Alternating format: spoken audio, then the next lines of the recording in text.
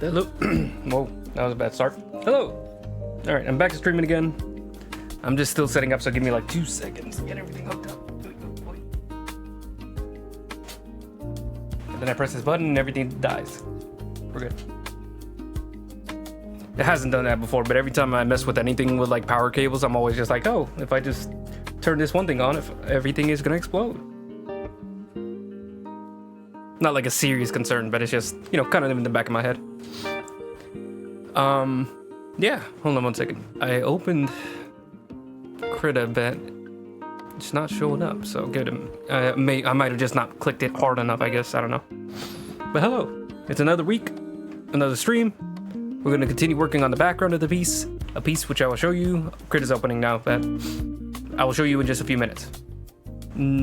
As far as updates goes, nothing really going on. Didn't post anything over the week.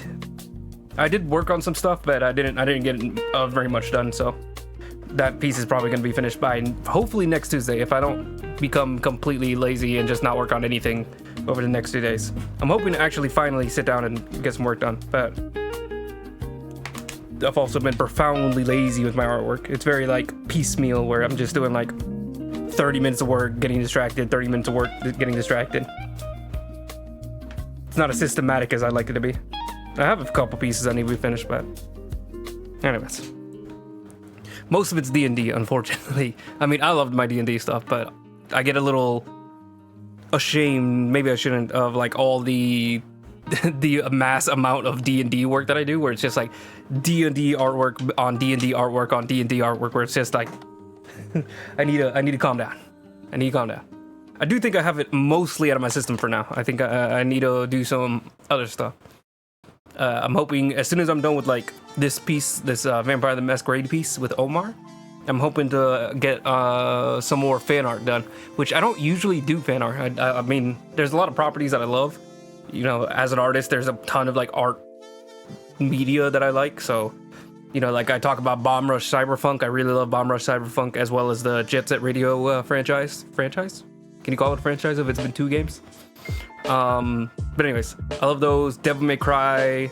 What other games in general do I like? I love BioShock, Fallout. There's just a bunch of like games with really strong visual styles that just like really like have inspired me over my lifetime. But give me a second to just play with the camera for a bit. I'm just gonna mess with all the properties and get the video configured how I like.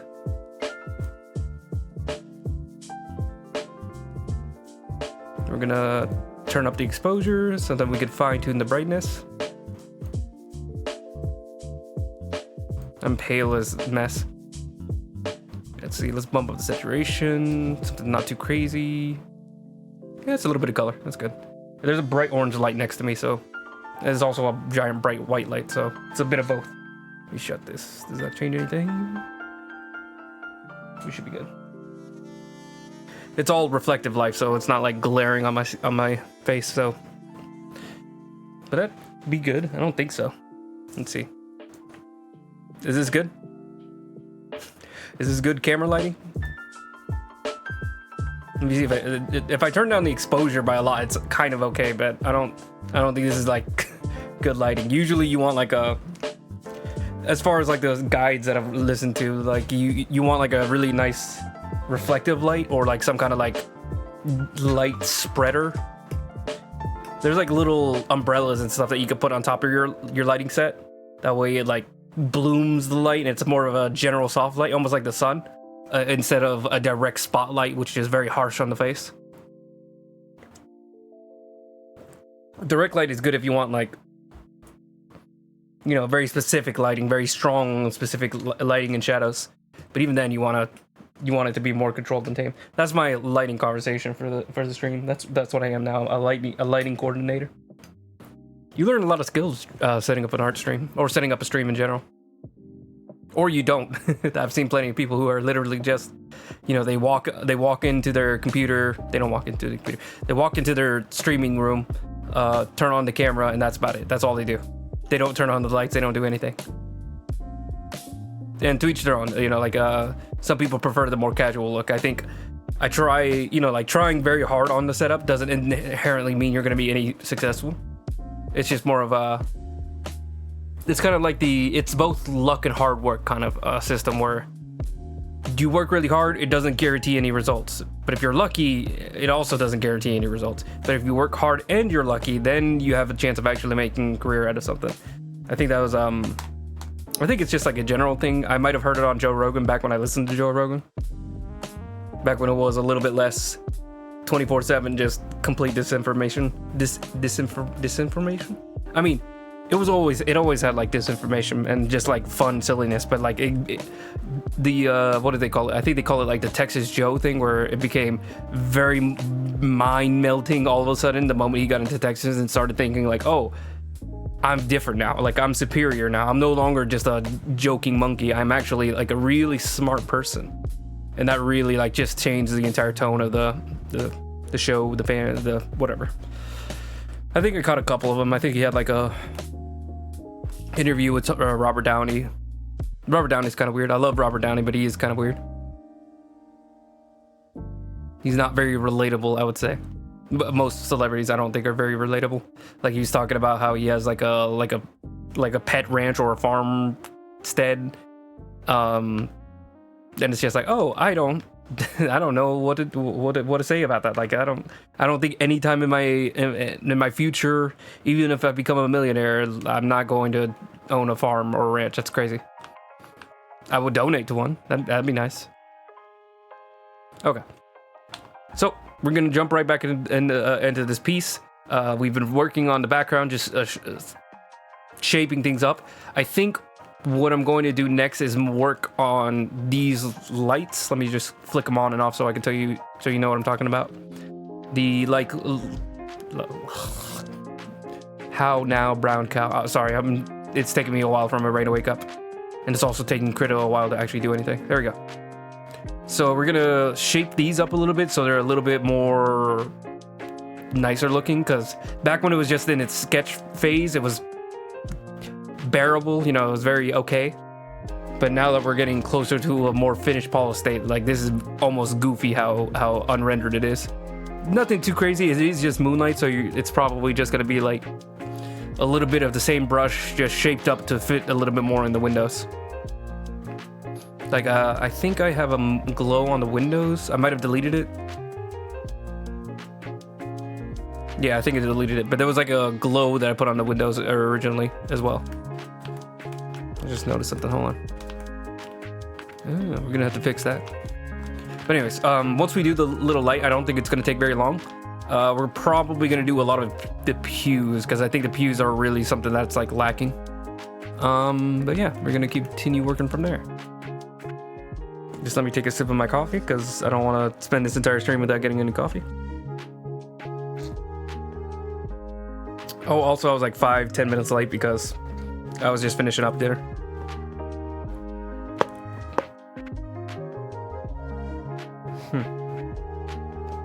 Sorry. The top of my coffee, there's like a little hole so air can pass through. And I think it wasn't opened all the way, so it was actually really hard to drink. It was like a suction cup where as soon as you tried swallowing anything, it would suction in and get really tight. Then I had to pierce the hole with like a pencil. That's not important. Anyways, where's my Chatterina? I think I might have clicked update my Chatterina, so let me see what's going on with that. Okay, it's there. Now we can start working. Enough yapping. Enough of the yapping. Also, everything is freshly charged. I literally like pulled everything off the charger after this.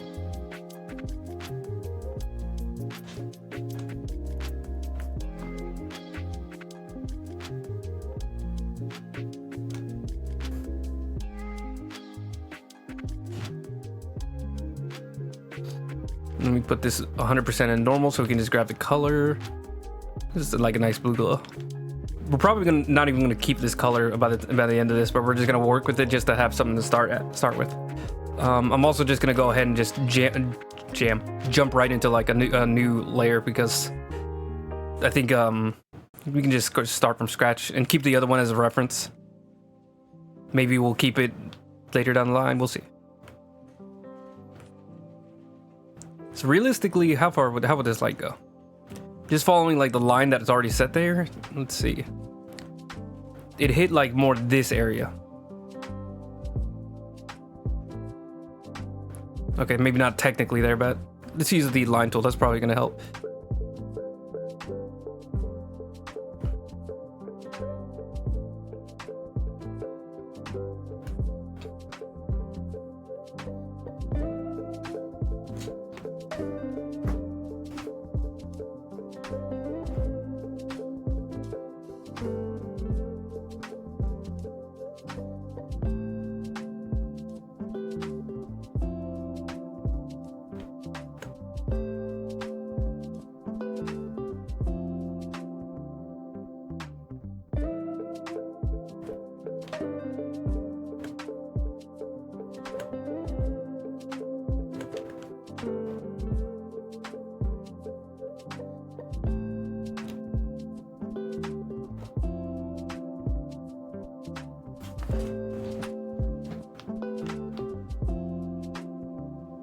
Sorry, my friend is arguing. Not a serious argument. I'm probably gonna drop it like immediately, but I just want to see him get a little angry. It's one of the moments when like somebody points out something about them and then they're immediately like completely blind to it, and I'm just like, oh, okay, all right, that's fine. Like I didn't expect you to get it immediately, but that's fine. It's fine. It's all good. It's all good. I'm gonna be a little salty, and then like I'm gonna just completely back down because I don't feel like arguing about it. It's like a point that doesn't even matter in the end. I'm just trying to like line up with the windows, and then we're gonna see where it goes from there. So the windows are a lot more shallow than I was hoping. I kind of wanted it to reach across the whole room, but now that I think about it, there's no point in doing that. There's not really any point of it like reaching all the way across. Like that would be kind of wild. If they're like reaching all the way across like the entire canvas, that would be like definitely a step too far. Whatever. I was undoing and doing and undoing, and then but it wasn't making any difference. So something I like that I don't think it was maybe in the back of my head when I was doing this, but you can see like the gaps between these are slowly getting bigger, and then like the amount of light leaking through them is also getting bigger as it's getting closer towards the camera. That obviously makes sense for perspective, like that's how it's supposed to work, but I'm just glad that it actually worked out. So we're gonna now start erasing some of these. Let me put this at like half so I can see what we're cutting away.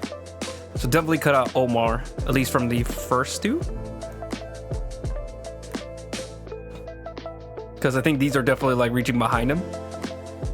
And then I think the third one would be actually like hitting Omar, so we can actually have it reach over the thing.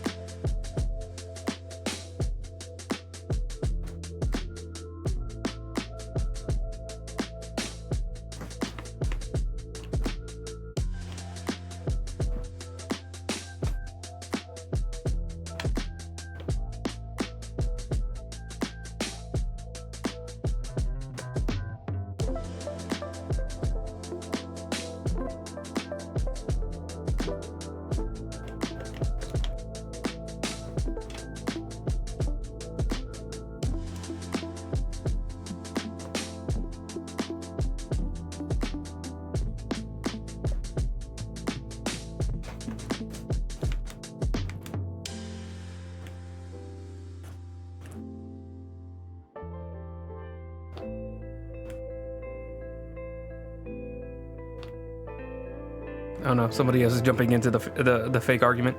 I think they might take it seriously.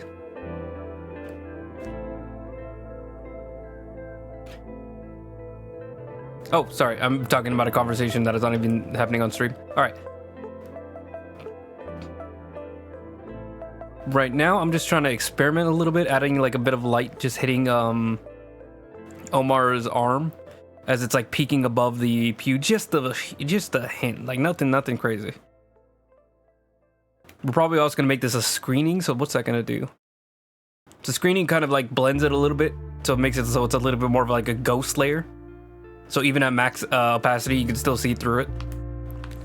I'm not exactly sure what it is. Like, I think you can like find an explanation. I think Krita has like a huge master document of like explaining what each and every tool and layer does.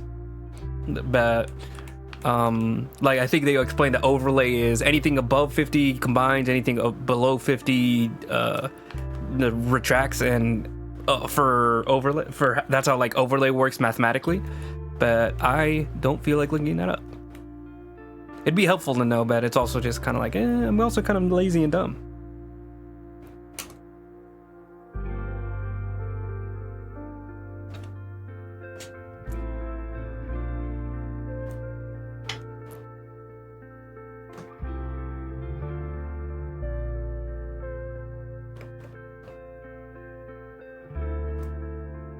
Oh, and now I'm going to be very stupid in this conversation. I keep talking about a conversation that doesn't matter. 1 second. It's because whenever I'm streaming, I'm like literally mentally just explaining my thoughts. So it's hard to turn that off for a second. 1 second.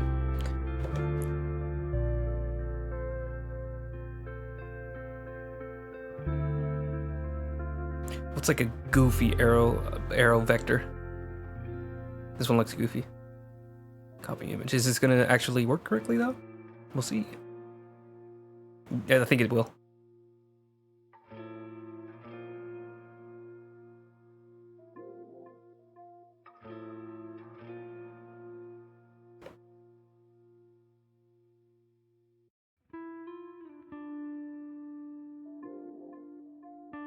What would a counterpoint look like?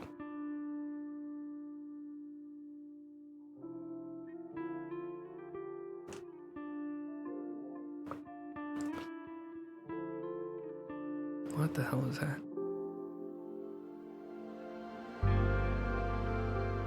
Alright, I can't find any funny image of a counterpoint, so we're just gonna skip past it. That's so stupid. Sorry. I'm having a conversation on stream and I really shouldn't. Alright. So we're probably gonna dial this down as well. Like what I'm thinking is we could maybe put this as a group, make this a screen, make this a normal. We're gonna put a layer on top of it. We're gonna make this an erase layer, just as an example of what I could do and what we might keep depending on how it looks. We're gonna make this an erase layer, and then we're gonna erase a big section of it. It's on eraser mode. Hold on. There we go. So then it like softens the light as it goes away from the what's it called? The window. Sorry, my brain isn't very good right now. I woke up a little bit earlier than I usually do. We're gonna keep that on because I do like the way it looks. For now.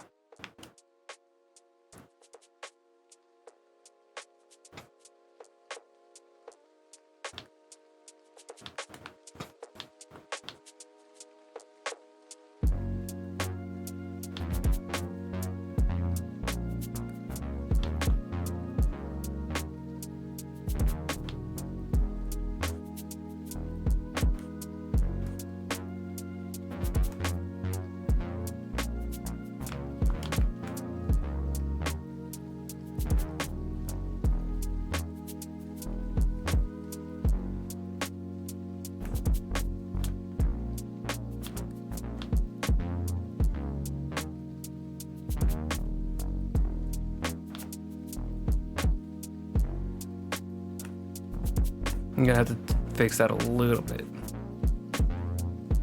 Oh, so as far as like other things I'm doing in my life, I guess I've started playing The Walking Dead again. So just to go ahead and like explain, I'm a huge fan of The Walking Dead video games. The show, I liked the first like 3 seasons, but then I fell off where most people did. I think, you know, there's super fans that stuck with it like entirely through the 14 or 15 or 17 seasons. Like my mom, I think, stuck with it for like 11 seasons, which is funny because she's like a nice little Hispanic lady, almost like a sweet grandmotherly type, but inside of her head she loves you know, a gory zombie show where, you know, there's falling limbs and all this other stuff. Anyways, but Telltale Walking Dead, really fantastic video game series.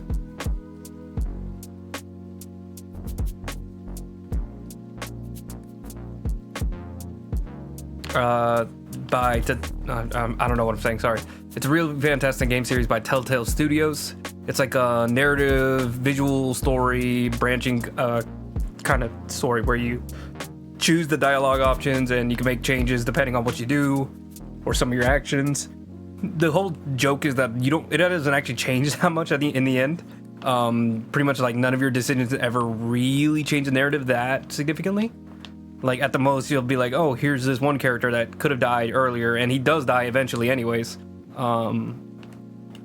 And eventually you get tired of that. Like I think back in the I don't remember when the games came out, but when the games first came out, like it was really exciting, and then people kind of started catching on to the fact that like the story, the choices you make don't really matter, and a lot of people like eventually fell out of interest because they were like, like if my choices don't really make any difference on the story, there's literally no point to the game.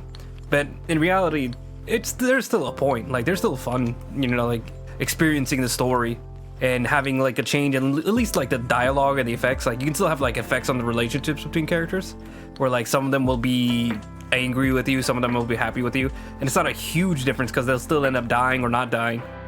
But it's like, it's kind of like you still get a flavor how you want to. It would be cool if you actually could. Like Alpha Protocol is a game where you legitimately can make huge narrative changes depending on your choices. That doesn't necessarily mean it's a good game. It might be fun and cool, but it's not necessarily necessary for a good story.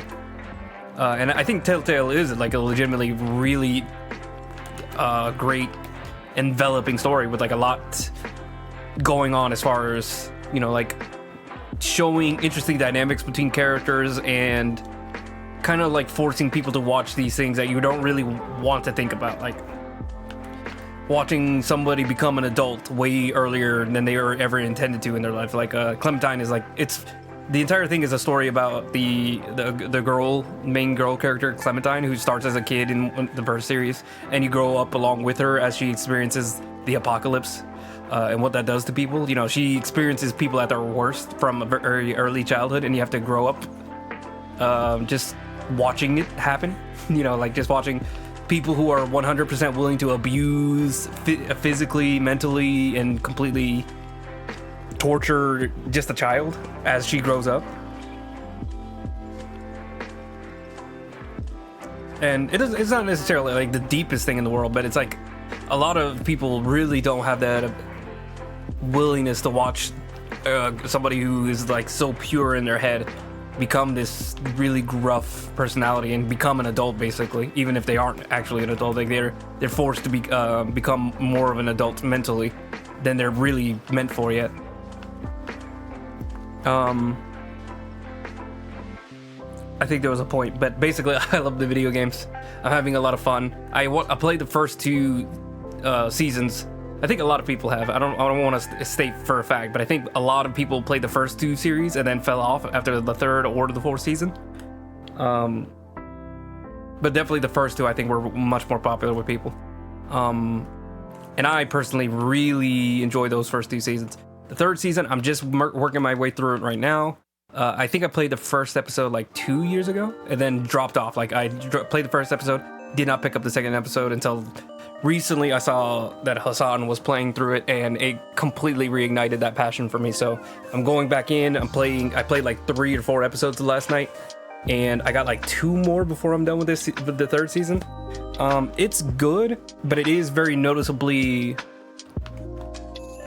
goofy in some things. Like there's a character that's a tie-in from the comics and the TV show, and it's just like they're in for like a few dialogues and then they're out, and it's kind of just like, who is this guy?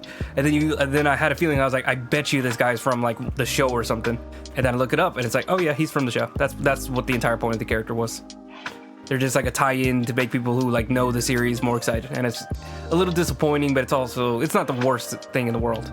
Like, I think there's a drop in quality, but it's not like a drop in quality that completely ruins it from being an enjoyable experience.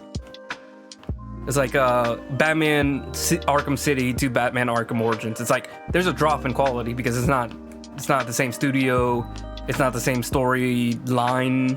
You're experiencing like an entirely different story. That's definitely nothing like the heights of Arkham City.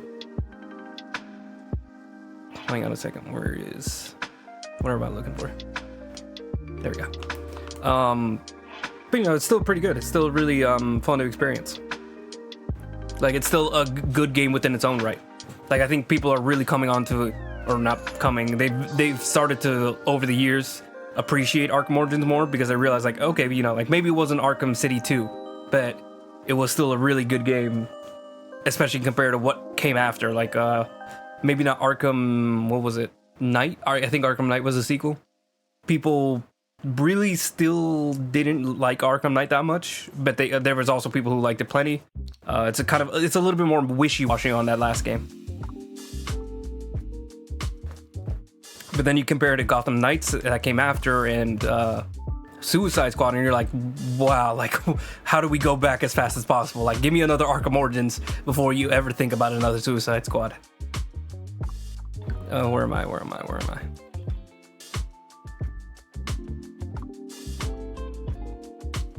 Sorry, I got lost in what I was doing. What was I just talking about? So, Telltale. Yeah, so it's kind of like a moment where you really learn to appreciate that. Even if it's not as strong as you hope for, like, that doesn't necessarily mean it needs to stop entirely. Which is why I'm glad. I think they at least reached, like, a stopping point with season 4. Like, it wasn't just like they dropped it in the middle of the story. Like, as far as I know or am guessing. If I find out otherwise, I'll be a very sad lad. I care very deeply about these fictional characters that never existed. And that's my right. As a god darn American, I gotta appreciate these fake characters in my head. So yeah, I'm very excited to see how season 3 ends up. Even in like I said, it is a little lacking compared to the other games. There are characters that I've grown attached to where I'm like, I kind of want to see them have something work out. Maybe that's too much to ask for good things to happen in a Walking Dead game, but alas.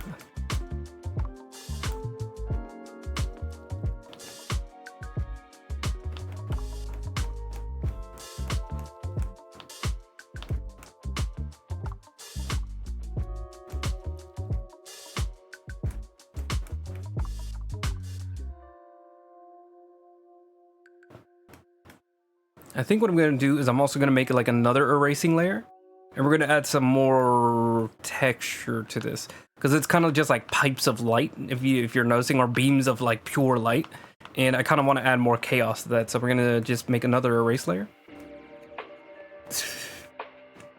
Make this into like a normal paint, because you have to make paint. Anyways, not the point. So what I'm going to do is just add some streaks to it.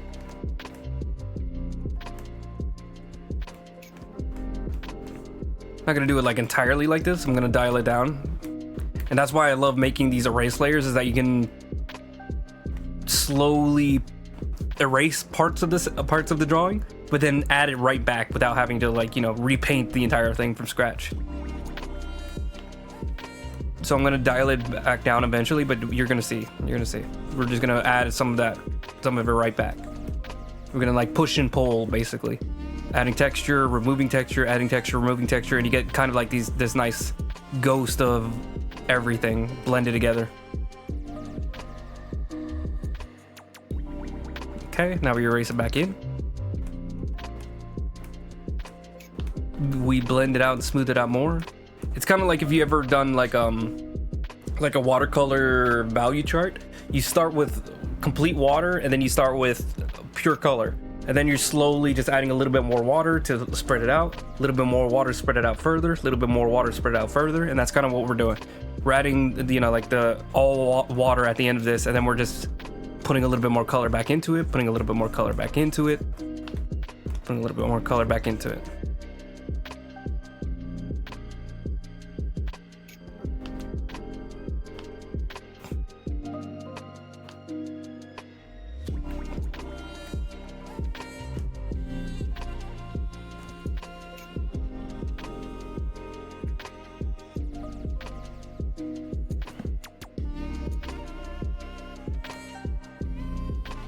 Ooh, my neck. Oh, also I'm growing my beard out. Not a really huge change, just felt like mentioning. I had a good run with the mustache, but I missed the beard. I just think the stubble look is a much better look for me in general. It's good to know that I can pull off a mustache. You know, I get bored with having the same look for too long, I guess. I mean, the hair is kind of a big flaring signal. Also, did I have dyed hair the last time you saw me? I think I had regular black hair last time. Has it been 2 weeks? How long has it been? Let me double check. When did I get my hair dyed? Yeah, last Wednesday. So you guys didn't see this hair. I'm red. I'm a giant flaming spotlight now. To let enemies know that I'm coming. Pause.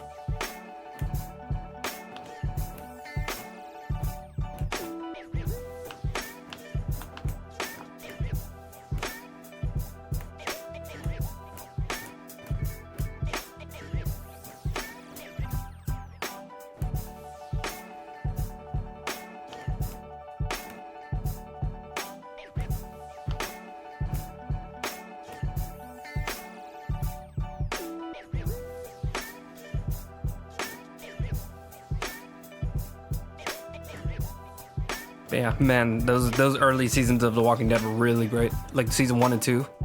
Watching Lee and Clementine and everything else that happens after. I'm not gonna spoil anything, but I mean it's an older game at this point. Like it's had 4 seasons and then re-released as a huge box set basically by this point. And I mean, the game's so old that the company has now like fallen in on itself and been reborn as another company run by entirely different people. As far as I understand it, like now the Telltale isn't even like the Telltale that everybody knew. But anyways, so I should get away with spoiling it, but I'm not going to because I don't want to. I want everybody to be able to experience that whenever they get to it. It's kind of like the Obra Dinn. It's like I've watched people play the Obra Dinn. I still want to eventually play it, but I need more time to actually like forget the structure of the storyline. So that way it's at least somewhat of a surprise as I go along. Because that was a really fun experience watching Return of the Obra Dinn or Return to the Obra Dinn. One of those games that I ignored when it first came out because I knew eventually I would have time to like get into it. It's like Disco Elysium, where it's like I've never seen any gameplay of Disco Elysium. I've never played Disco Elysium, but I know I will. Like, you know, like I know it's a fantastic game that I'm going to enjoy once I actually step into it. But there's also, you know, like dozens of games that I have to get to. Like I have to get to Devil May Cry 5. I need to get through because I love the Devil May Cry game series. I need to get into what else do I got in my library that I really want to get to. I really want to do another replay of the Dishonored games, like Dishonored 1 and 2. And I never played Death of the Outsider. What else do I want to do? I want to eventually replay Bloodlines, Vampire the Masquerade Bloodlines, because I only did one straight playthrough. I mean, it was modded, but it was still a straight playthrough. What else is on the list? Metro. I want to play the Metro games. I want to play the Bioshocks again. I want to play Alice Madness Returns because I've been, you know, that was kind of like one of those nerdy early emo obsessions for gamers. Back from like 2010, it might even be before the 2010s. When did this game come out? Like if you've seen the art from these games, like you know this is like exactly what scratched the itch of edgy teenagers back then. 2011, it was 2011.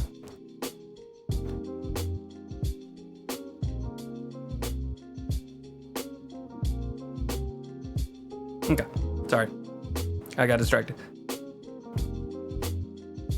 But yeah, just a ton of games I need to get to. So Disco Elysium is also on the list.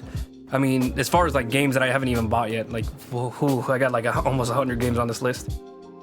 I'm looking at the Entropy Center. Viewfinder looked like a really cool, fun game. Mortal Shell I've had on here for a very long time. Pacific Drive looked like a great game.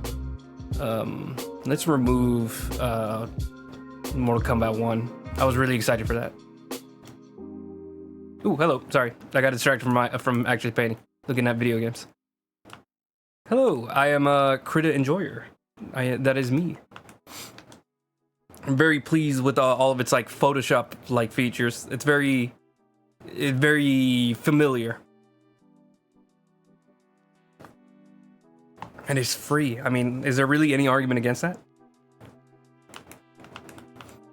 So yeah, this is probably what I'm gonna leave the lights or like these window lights at for now.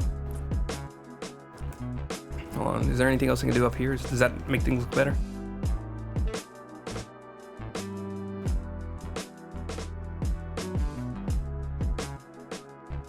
Kind of want to break up these like shapes a little bit more. I don't like when it's too consistent.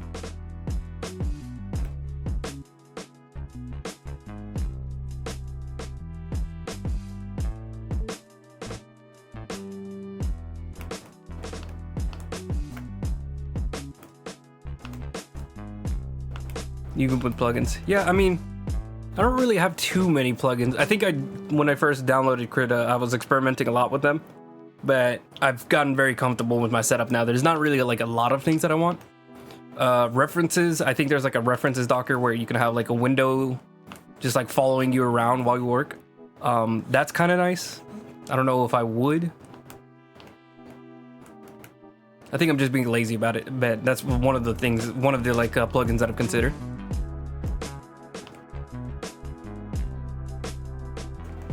There was another one that I downloaded. It was like G-Mic, I think. I don't remember what G-Mic does.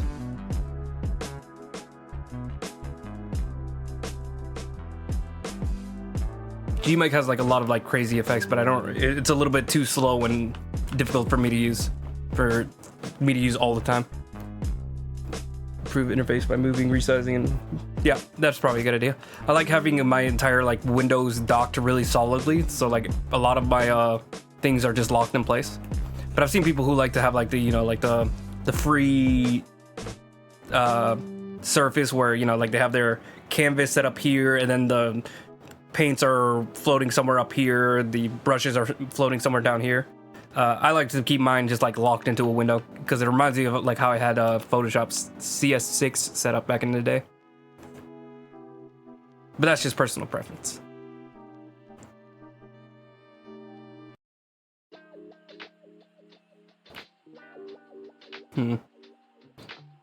Yeah, my brushes are kind of a mess. They're just all over the place. I've downloaded tons of brushes over the years, but I've kind of like gravitated towards a couple that I use. Especially like this chalk brush. The chalk brush is like my main thing. I think just like one good textured brush is really like all I need. Like just a nice little bit of grit. And I'm a happy lad. I think this is even like one of the default brushes that come with Krita.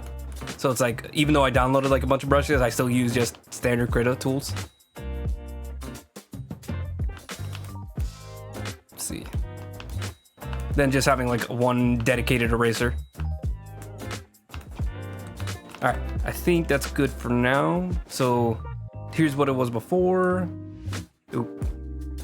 So we added this like bright light coming from the windows. Added a little bit of a gradient to it, so it's a little weaker as it goes along. Then we added a bunch of texture to it. I might dial down the texture. We might go back to something more like this, but we'll just have to see as we go along with the background. I want just something a little bit more detailed than what it was before. What was it? What did it look like before? This was what we had for like literally several streams now, so we're gonna keep it here now. Yeah. The little golden glow on the eye, it's a little basic. We're gonna, you know, eventually dial that down a lot, but I think it's fine for, especially for like thumbnail images where you're just like looking at it from afar. It's got a nice little effect, a nice little sheen. It needs to be big enough that you can see from far away, but we'll tweak it later. Next, I want to go ahead and work on more of the pews because they're very messy and sloppy looking. I'm wondering if there's any way we can get this cover finally deleted, because I've had this as like a makeshift, you know, cutoff point, so we didn't have to worry about seeing his bottom half. Where is it? But I want to finally like actually have like a more solid solution to that. And I'm wondering how, because okay, hold on, let's see. Can we make it an eraser? What happens if I do that? I'm on the wrong layer. Erase. Okay, yeah, that makes sense. it's in the entire image. What if we just push it down one? There we go. That pretty much solved the entire thing. So it's an erase layer, but it's now within the Omar group. So this is Omar, and it's only erasing Omar. And then do I have the guidelines so I know exactly where the pews are supposed to start? Pews. This is the painting. Is there any references? Did I delete all the references? I might have deleted all the references. Crap. Oh wait, no, here it is. Pews third pass, is that it?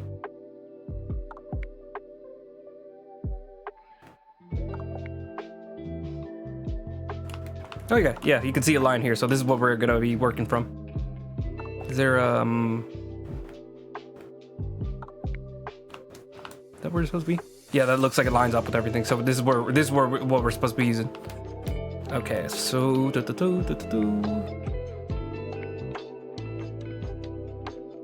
where's Omar? I'm getting lost in all these layers. Holy crap! There it is. So we're gonna need to tweak this, not by a lot. Just it erases a little bit more than I need it to.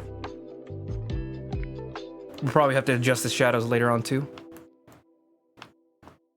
Change themes. I just like it being like a gray neutral 50. Like again, this just reminds me of like dark mode back in CS6. A lot of my Krita is set up to just exactly the way I had my Photoshop set up way back in the day. But I'm okay with other themes. I mainly just don't want it to blind me. And then also, if it's at a neutral gray 50, it's a little easier to decide shading, so it actually kind of helps with figuring out how dark your piece is. So hold on, let me see. If I turn everything in black and white, I have a layer for that. 1 second. Where is it? There it is. So if you're at gray 50, you can kind of like tell where the darker spots are better. You can tell where the lighter spots are a little better. It's just in my head, it's a little bit better for me. Boop, boop. Ooh. Oh, then also, yeah, like it is good for the eyes. Like I have this background color layer because I never like working from a bright white background. It's like I want to keep my eyes when I'm in my 50s, you know. I always like my first step as soon as I start a new drawing is to get rid of the white so I don't have to just stare at a white canvas for so long.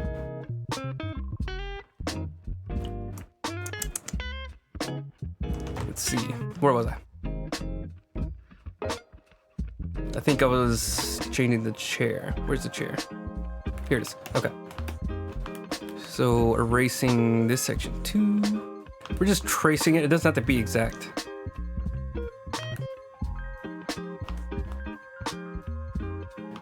And then just adding a little bit more to the eraser here. The erase section, I guess I want to say.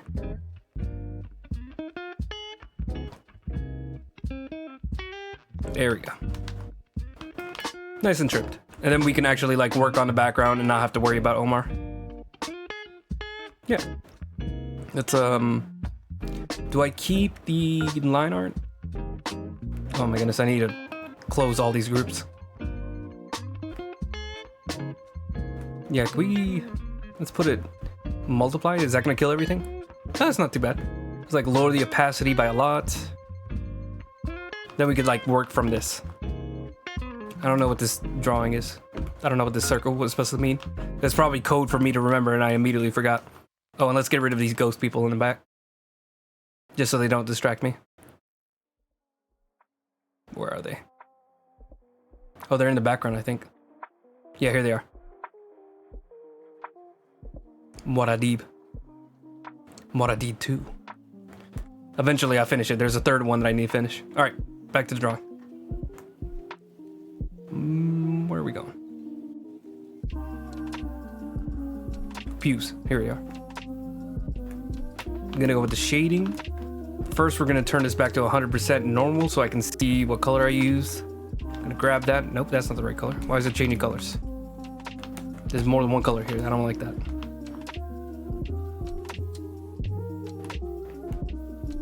I think that's the color. Now we can turn it back to 80% overlay. See, yeah, that works. Eraser in one hand, paint brush in the other. we can get started. Oh.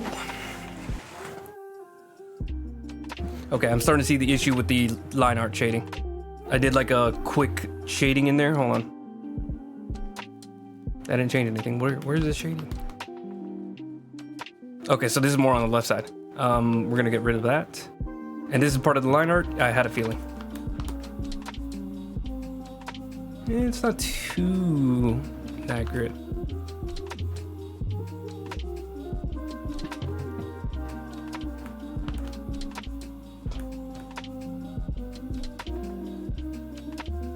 We're just gonna try to follow along the lines as best we can. Just get it mostly done, and then we can work on like shaping it up as we go along. It also doesn't have to be perfect because it is just the background, and I want the background to be a little looser than the main character. Because again, the focus is on big boy over here. So if he's not like super, if the background isn't like super sharp and well rendered, that's also fine. Just, you know, pretty is basically what I want. Like, I want a pretty looking background. That's also just like loose enough that you can tell it's not the focus. You can, you know, like kind of like a blur to the background almost.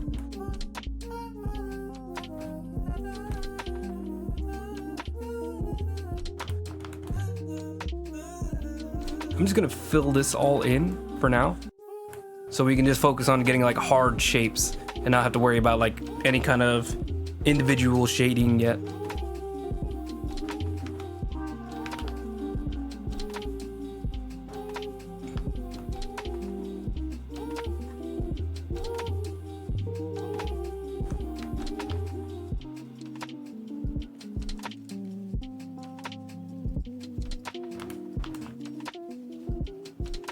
Filling in this gap.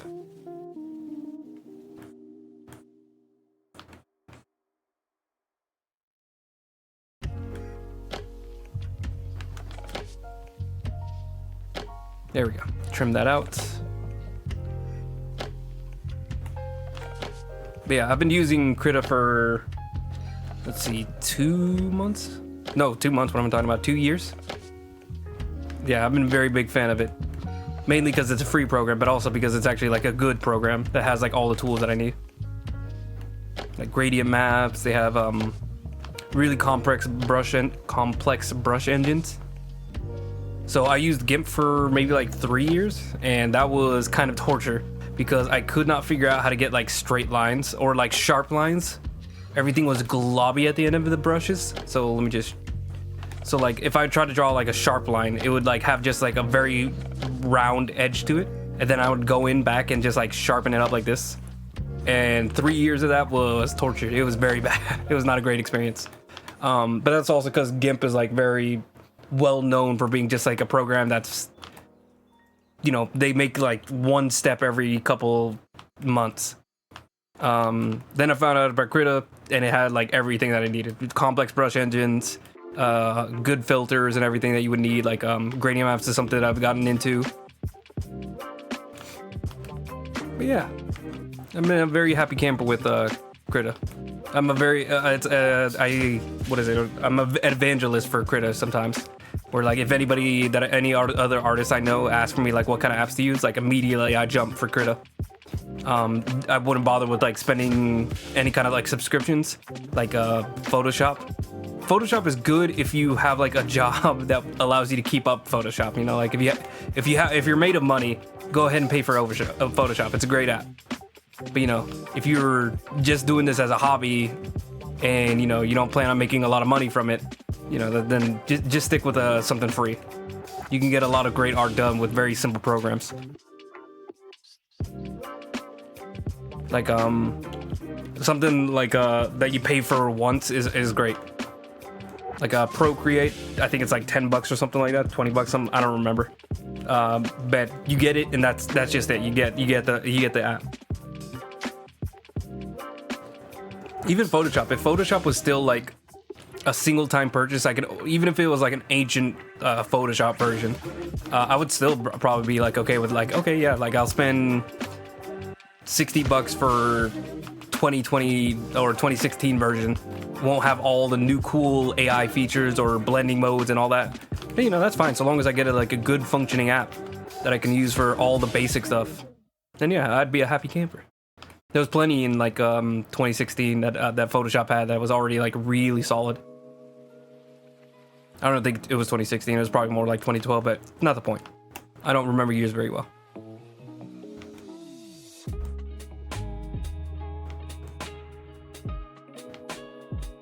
Other apps, I mean, GIMP. Like I said, GIMP's also like a free one. You can get a lot done with GIMP. GIMP, I crap on because I had to like deal with it for so long, but it's honestly pretty good for free. You can get a lot done with GIMP just on its own. I remember early on there was also like a lot of things I needed GIMP for. I don't remember, but I think there was like certain things that you could do in GIMP that you couldn't do in Krita. Yeah, exactly. Like, I think the reason why the old Photoshops don't work very well and what made people upset was that they stopped supporting the old Photoshops at all, where they like wouldn't fix any bugs, they wouldn't do anything like that, and it was like, that's why it was like a complete abandoning of anything that you're not constantly paying for. Yeah, GIMP is rough. GIMP is for expert level people, expert level patience. I love it because it's free, you know, like I love and appreciate any app that like just gives you all the tools for free. And then, you know, if you choose to like with Krita, you can donate to Krita. I actually like donated to Krita, I think like $20 or something, just because like I really appreciate having like a tool that has everything I need and I don't have to, you know, cut my arm off in order to afford it. But yeah, I've heard of other apps too. I think I can't remember because it changed. I don't know if it's Paint Studio, Clip Studio Paint, or Paint Tool SAI. One of those went subscription based, I think. Hold on, let me see if I can Google it real quick. I think it's Clip Studio. If I had to guess, it's Clip Studio subscription.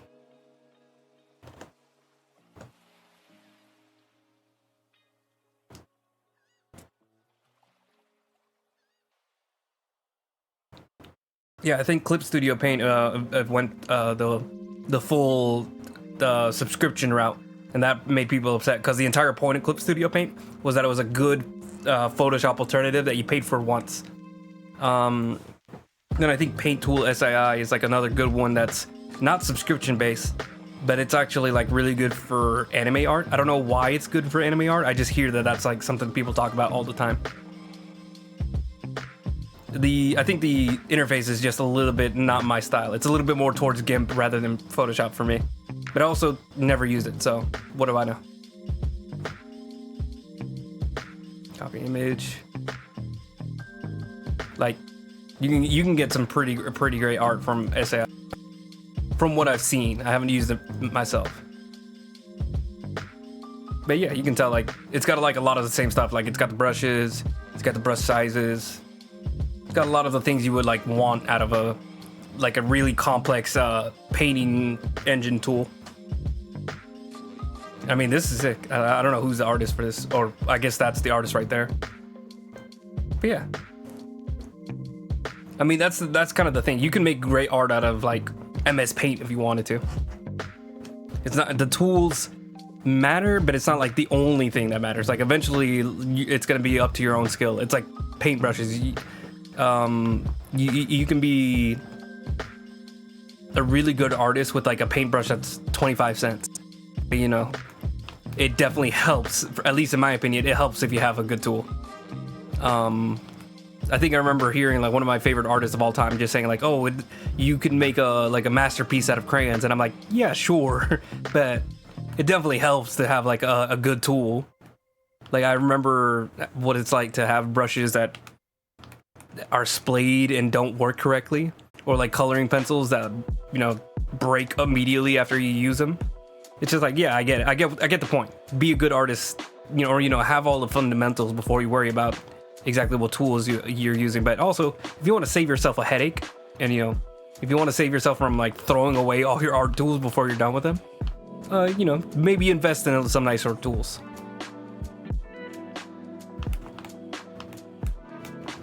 Yeah, Paint Tool SAI is like another one that I heard people recommend. But again, I'm a Krita evangelist. I think Krita has everything you need. It has like so many like great features. It's constantly updating, and did I mention it's free?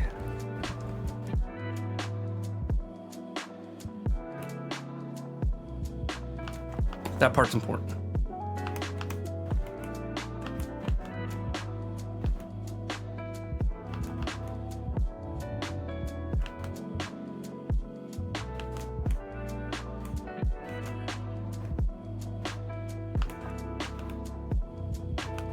I think the only way I would leave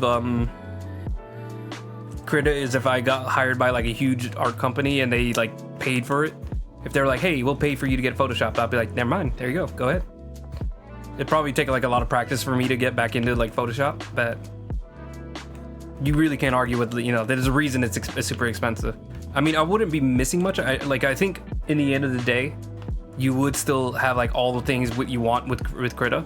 It's just like, I don't really know what I'd be getting. I think it's one of those things where it's nice to have the full toolbox instead of like 90% of the toolbox, you know?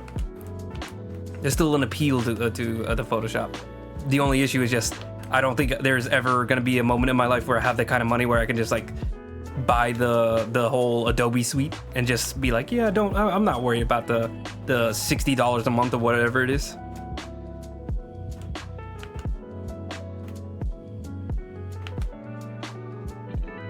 It'd be cool, but you know, I'm not gonna delude myself into being like, oh yeah, I'm definitely gonna be like a millionaire artist by the time I get to my 50s. Krita's on Steam. Hold on, let me check that out. Do they sell? Oh my god, stop. I keep tabbing instead of alt tabbing. Where's my mouse? Let me turn on my thing.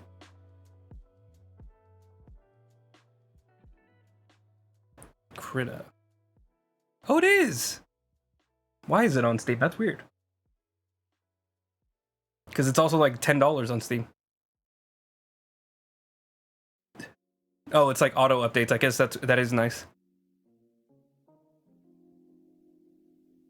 You know what? $10? That's not bad. That's not bad for Krita. It's 100% free on their website, but this is also like an easy way to just like quickly just get it installed, put it on a platform if you like having all your programs in one big thing. That's not too bad. It's weird, but it's also it's fine. It's fine.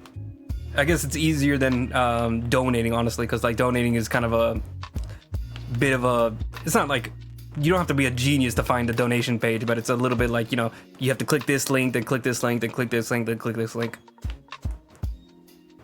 So that's cool.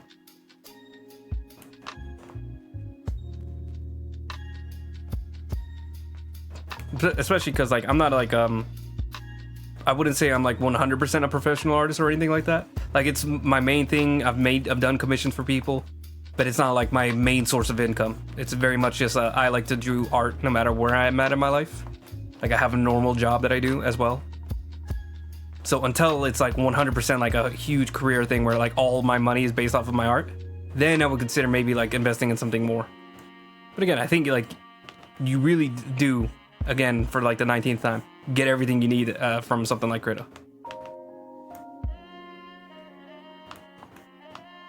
Or even Procreate. I like Procreate on my iPad. I've recently started doing a lot of iPad art. Wait. Voila. I don't know how this is on my camera. Ooh, let me back up. Let me check my camera. Here we go. Open Sesame. Yeah. That one's really, I really like having a tablet just to have more casual sketches, but still getting that digital practice, because I'm mostly a traditional artist. You know, with painting, colored pencil, markers, that kind of thing.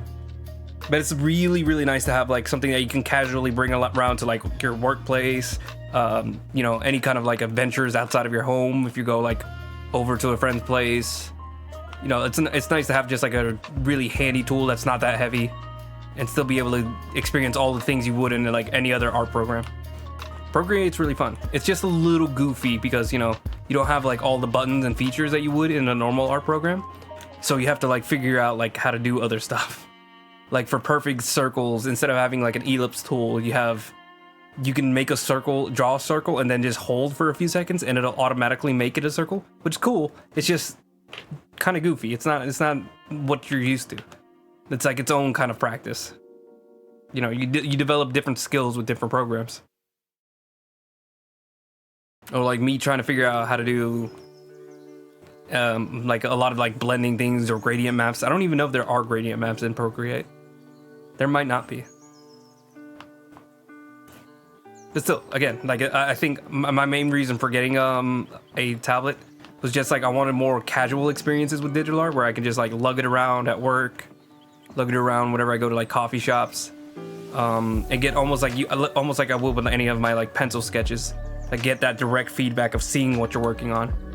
It really is intuitive. Like it really is just like, it's obvious, but it's so much better when you have it just like visually in front of you instead of just, you know, what I have now, which is a surface down here that I'm drawing on, and then I can only see it in front of me.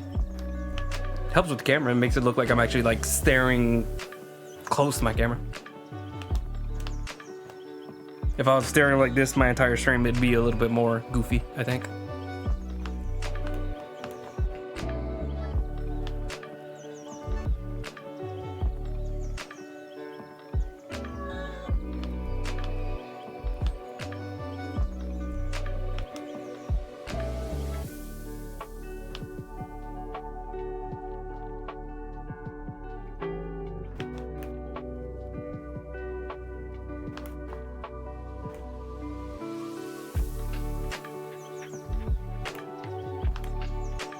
I've kind of blanked out on what I was in for this entire stream, but I'm just slowly piecing out like the main sections of the pews. Let me turn up the line art, just see how we're doing. There we go. So yeah, we're just like slowly getting the main sections laid out and shapes filled out, and then we're gonna like slowly start rendering everything else. Because the line art is mostly just a guide for how we're gonna do it.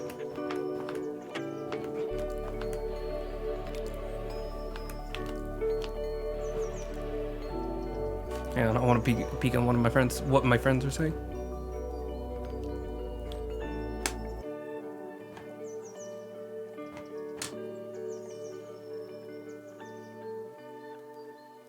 I don't know what that means. I'm gonna post a question mark reaction. Big ol' huh? What did you say?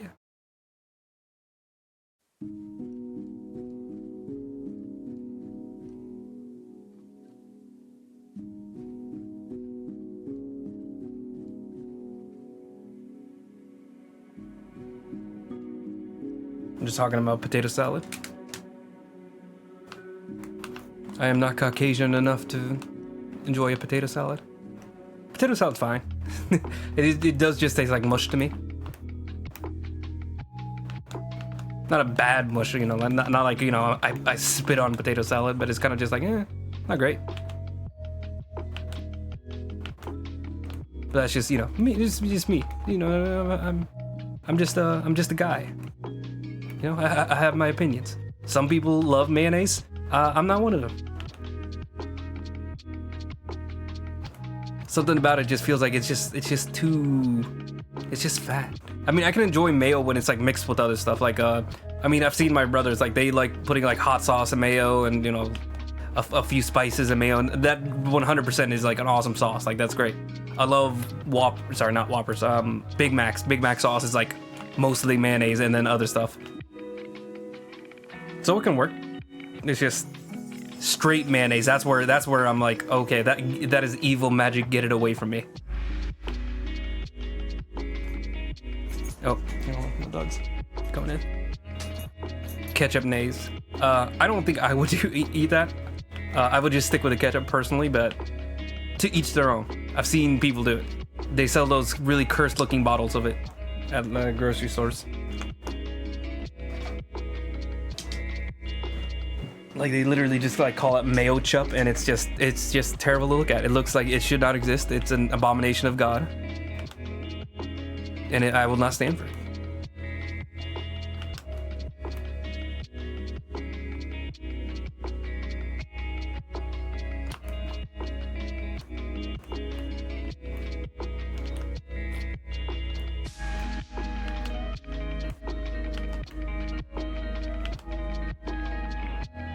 I am almost at the end of these pews.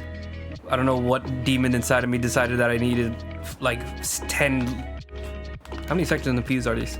1, 2, 3, 4, 5, 6, 7, 8, 9, 10. I remember I literally had 9 of these pews, and I was like, you know what? I want a 10th. Something about this drawing looks like it needs 10, not just 9. And here we are. In my own silly little head. Just made everything harder for myself. Literally nobody makes the rules here except me, and I have only myself to blame. But you know what? We're gonna vibe. We're gonna just keep working. Who made this job? Who designed this thing? Oh, me. I did.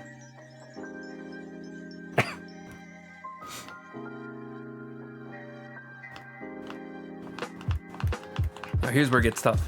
It kind of just gets murky over here because it's just so far away and thin that it kind of just all blends together. But I'm gonna see if I can still like add enough detail that it's like very obviously separate layers.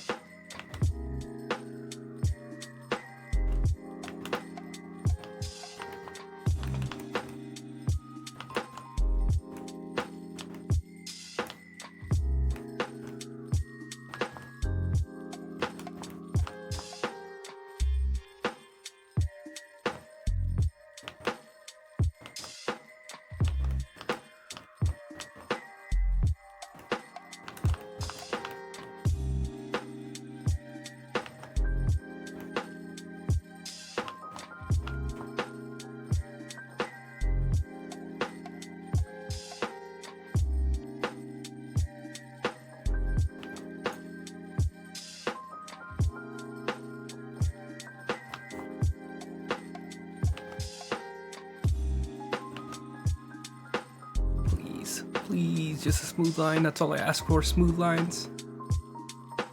That is not even remotely smooth.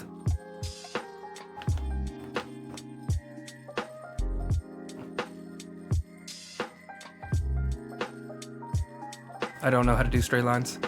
I mean, there's a tool for it, but I'm being lazy. I want there to be like a little bit of, you know, like artistic like license where it's a little chaotic on purpose, you know. Like if I have an unsteady hand, let it be an unsteady hand. Let the chips fall where they may.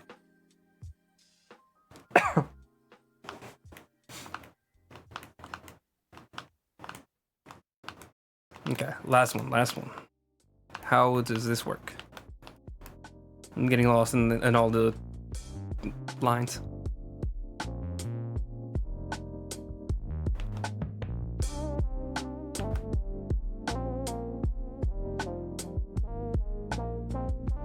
Hold on, I have no idea where the line is supposed to start.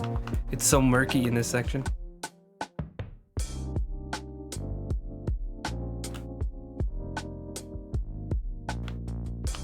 I think there's one here. I didn't really draw it out very well. At this point of like all the sections, I think I just got very either tired or I was just like, yeah, it's not gonna matter. See, I think we're gonna just trace this line.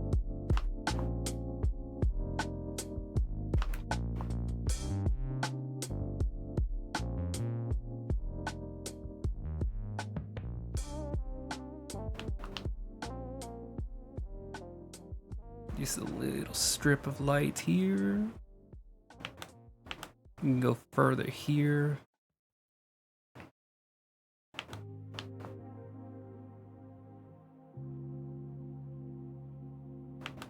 And then we can thicken this part a little bit.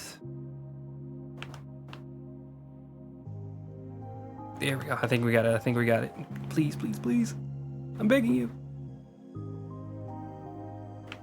A little bit more. There we go. A little bit more here. Maybe just a little more filled out. I'm gonna erase these sections. Man, I don't know what is in my throat. It's not a cough, it's like something, I feel like a little tickle there. There we go. All right.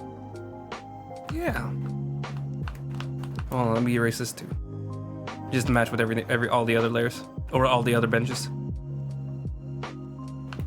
Okay, let's turn off the line art just to see how we're looking. There we go. Okay, you can kind of generally get the shape. I think the only part that's like really confusing is that there's no. Oops, not that's the wrong one. There's no definition between these two sections, which we can add in just a second. Also, this is not rendered right. Should be a flat level here, flat there.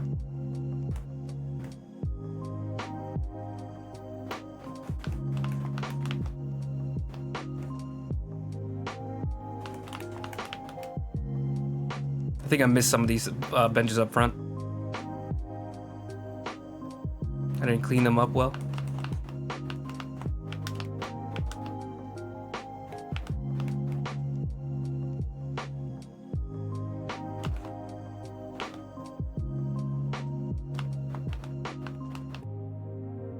Sharpen that there. Oh yeah, this section could definitely use some special attention. There we go.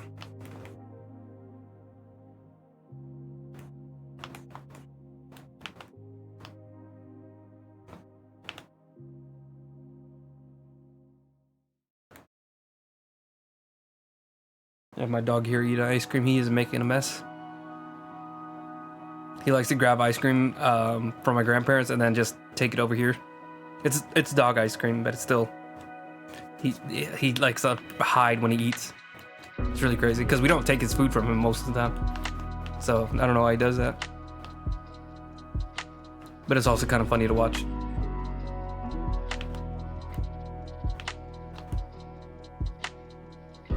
Like he just likes to eat in peace. And then he whines to me whenever he realizes that I closed the door behind him because I don't like having the doors open.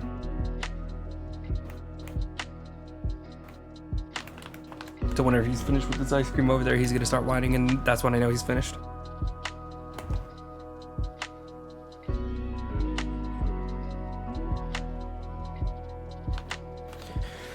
Okay, let's see.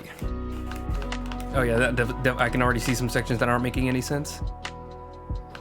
Man, what happened? I feel like I was paying attention the whole time, but now I'm looking at some of these sections and I really just like rushed through it.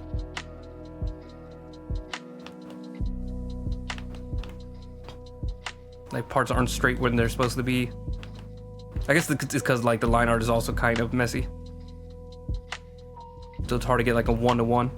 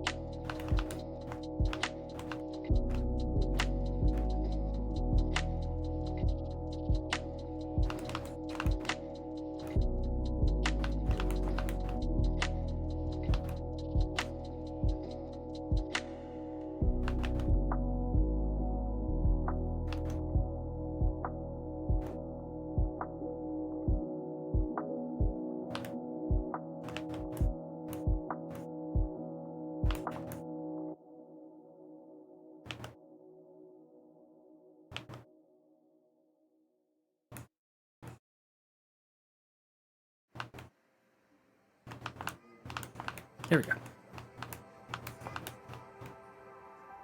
Hang on a second. Did you shut off the camera? 1 second.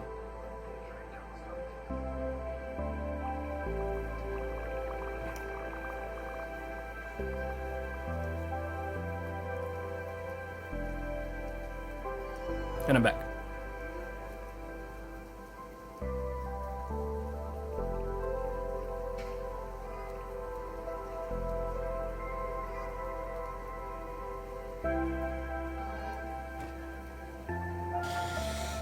Okay, just a second while I breathe. If you will allow me to breathe. Oh, and stretch.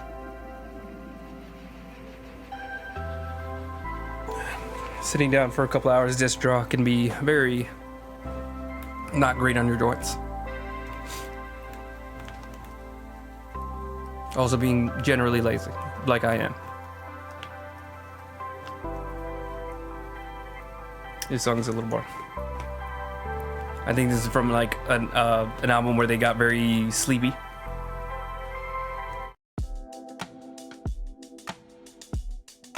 That's the push and pull of chill hop. Is like you can have the chill, then you can have the hop. You got too much chill, then it becomes sleepy. If you got too much hop, then it becomes a little too distracting. You gotta find the right balance. Personally, I'm a little bit more of a fan of the hop than the chill.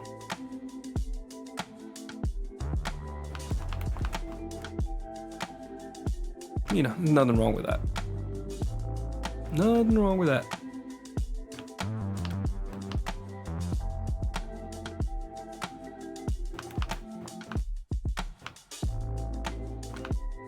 Let me turn off the line art just to see how it's looking a little bit now. Yeah, definitely a little bit better, but you can tell like some of these areas are a little bit more sloppy than others. I don't know which one I was referring to, but you know. Yeah, it's crazy. You can see like it's a lot more neat in these sections that I wasn't working on. Sorry, that I was working on. But then like it's areas where I thought I was like definitely very clean look like this. Like this. It's like I think what happened was I wasn't taking it seriously until like way later.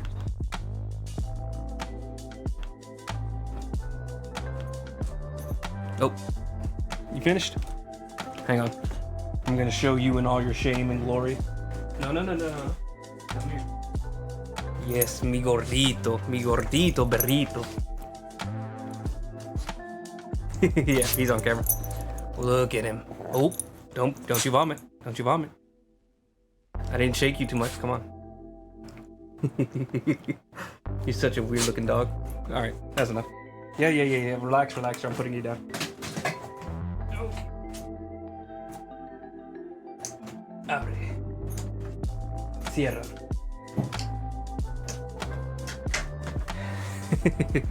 Yeah, sorry about that. Oh. I hit my leg. Okay. I like to show my dog in his shame. Okay. He comes into my room, I'm allowed to just pick him up like a goofball. Oh shoot, I messed with my mic too.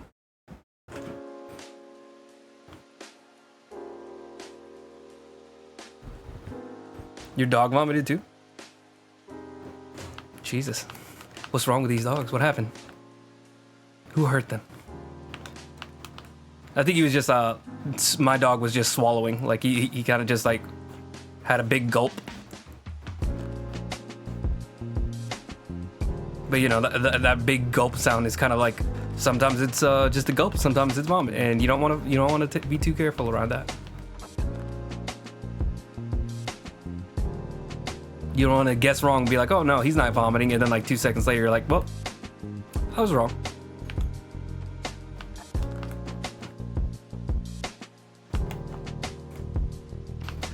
It's super cool when you get that wrong. You feel like a super smart person. You're like, oh, okay. I guess I just don't know what I'm talking about anymore. The line art is really botched over there. But that's fine. All of these are more just impressions, guesses, if you will.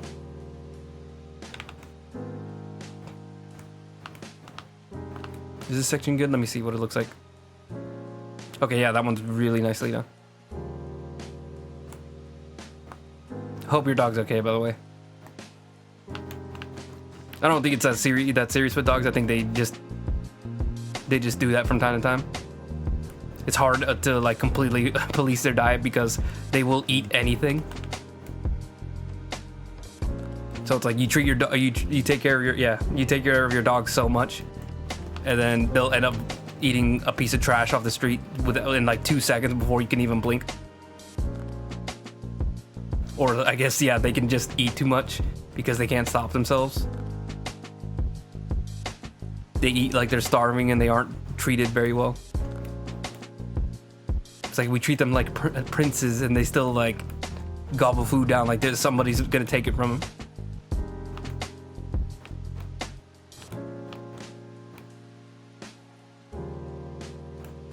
Okay, let's see.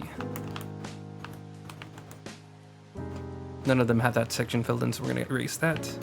That's also not filled in properly. Trim that away. Smooth this out. Wow. Gorgeous. Gorgeous, gorgeous. All of them kind of have that filled in. What does that look like without it? Compare these two. Yeah, I'm done for just filling this in. Just for now. Just for now.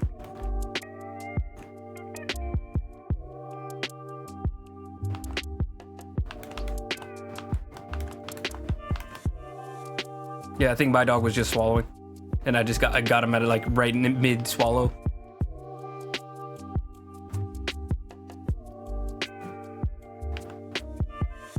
That's why I didn't freak out too much, but I knew he probably wasn't comfortable. But he's just such a goofy dog. I just want to show him off sometimes. Especially if he comes in my room, because he loves to just come to my room to eat. So that's when I'm like, listen, if you're gonna be in my room, you gotta pay the toll and be a little prop for a second. And you would think by now he would have gotten it, so I guess he's just okay with being a prop.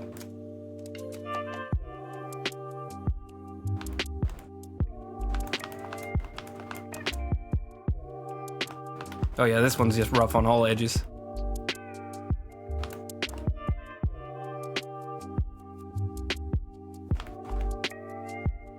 It's a mostly straight line.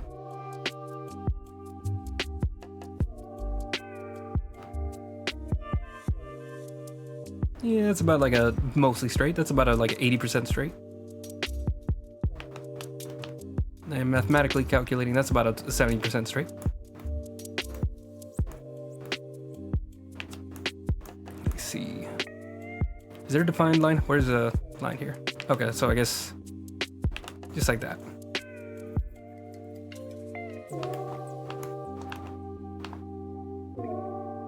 That's definitely not right. Erase this. Why is it so sloppy in this section? Oh my goodness. Like nothing is rendered the way it's supposed to be. I just got so lazy in this area.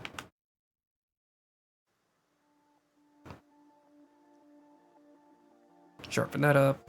Make these edges a lot straighter. There we go. Nice and flat. Straighten this out. And we're getting close to being good there. Oh, oop, oop. Hit the wrong button. Mirror tool is also very fun. Although I'm pretty sure this is going to give somebody a seizure if I do that too much. Stop.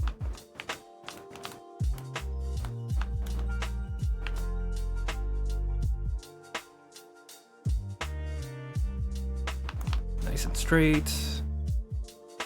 Trim that a little bit more. I think we're good now. Let me look at what it looks like without the lines. There we go. Nice and straight. Nice and mostly straight. Like I can tell that there's a little dip here. But you know, it doesn't have to be perfect. Just needs to be pretty good. Just needs to be good enough at a glance that I'm happy with it. You know, like if I look at it from far away, I can tell like it's a mostly straight lines. Or you can tell like the intent is to have straight lines, but it doesn't have to be perfect. Where am I? Hold on, there was something I wanted to fix. Yeah, this is really thin here, and I want to fix that. What does it look like on the line art? There's a little bit more room on here. You can thicken it to like that. Come on, just get it right.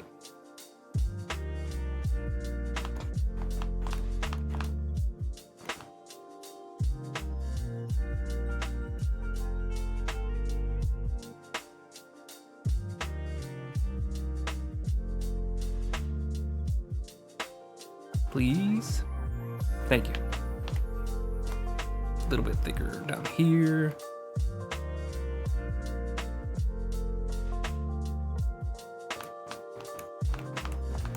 And then take off the line art so we can take a look. Yeah, we're doing pretty good. We're good. We're in a good spot.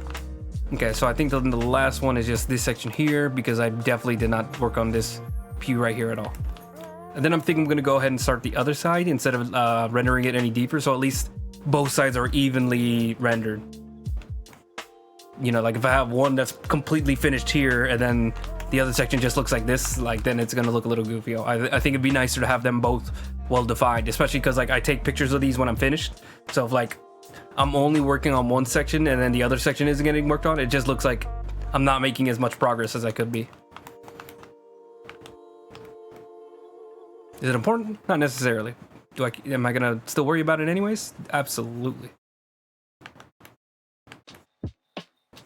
Because if there's one thing I like to do, it's worry about things that people don't notice.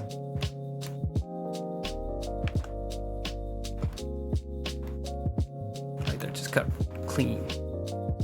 Clean. Easy. There we go.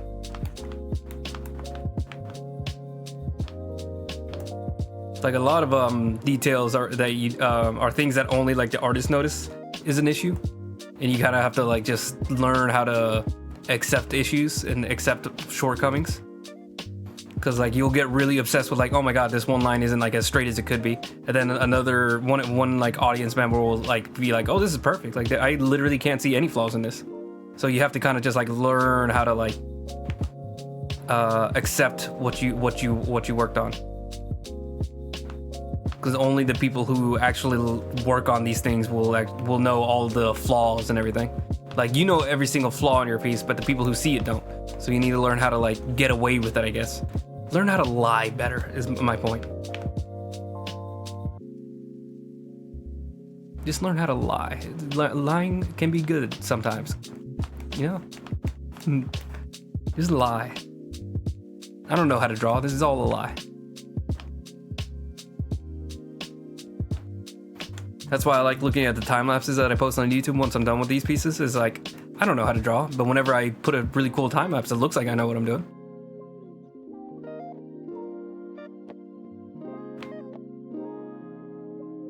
The fake it till you make it routine. Let's see. How does that look? Oh, wrong one. How does that look with that line art? That's actually pretty clean already. I think maybe a little bit better here and a little bit better here. But I think also the line art is really rough too, so that's why it's hard to get like perfect. Yeah, so let's just try to do this without the line art. Let me see if that helps. Oop, oop, go away.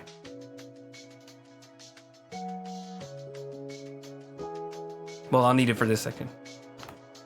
Is that right? Why does it look weird?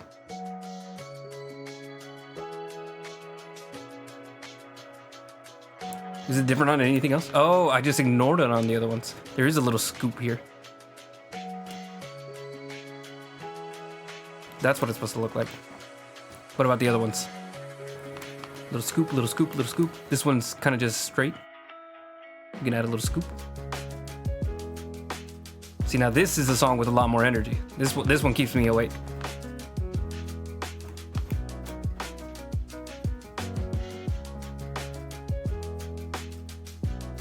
Here I can definitely tell where the issue was. Like I can tell like there was a lot. It's very straight on the line art. But if we just ignore the line art because line art isn't 100% what it needs to be, it's fine. Got a curve, no curve. You can just add a curve. It doesn't have to be a super huge curve, and especially back here, we can definitely ignore it. But this one up front, this one has to be like the most perfect out of everyone because it's like very much in people's visions. I kind of want to, before I move on to the next section, is just a tiny bit more rendering. I just want to add like the little lines gesturing these little edges to it. We can finish it out later, but I just want to add like a little bit of just a little je ne sais quoi, you know? There's a little, I don't even know what that word means, but it sounds nice. Just add a little croissant. Croissant. Just add a little croissant.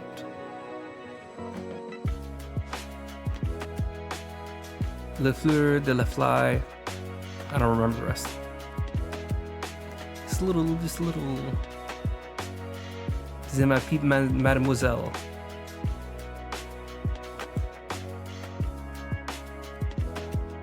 Just a little parlez-vous français, if you know what I'm saying.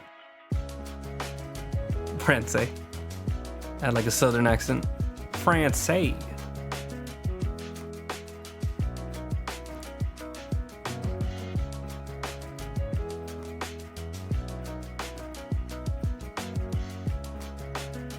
It's a little un, deux, trois.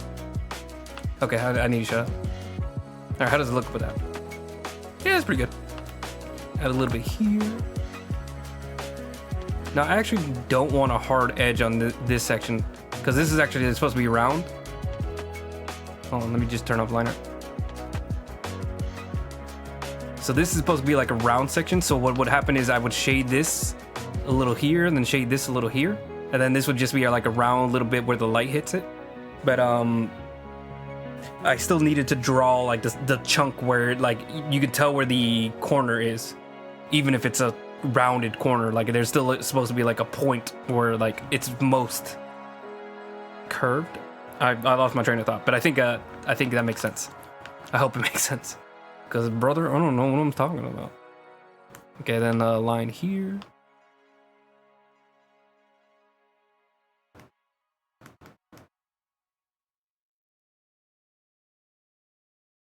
There we go. I think that's all the curves I need to put on this, or at least like the shape of everything.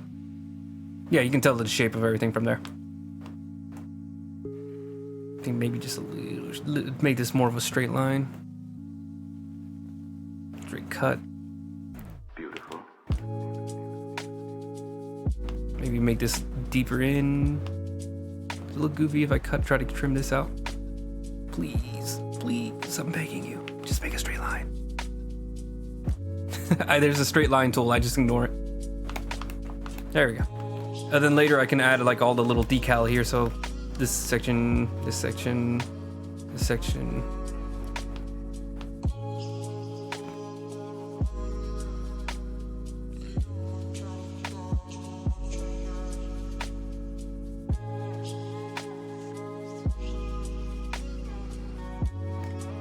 Yeah, and then we can add like a little bit more of like all the details, all the wood panels, all the shading. But like I said, all that's gonna be later. Okay. Next, we're gonna do these pews. But let me get a stretch in because my back is screaming at me. A little bit of a look behind the curtain. These benches don't line up on this section, but I kind of wanted this crazy little angle where you could see down into the chair of the first few pews, and then all the ones flood behind him like at a far angle. So it's technically like 3 different angles just mashed together and glued in a way that doesn't work. Beautiful. But that's none of your business, okay? Like, it's fine. Like, don't worry about it. Basically, if you make a ruler, let's see, let's grab this color. I shouldn't be tell anybody this because it's like it just makes my art look a little goofier. Let's bring out a bigger brush. If you follow these lines, you can see it doesn't match up with that. And then if you follow this line, it doesn't match up. They meet together, so they're actually at 2 different angles. But shut up.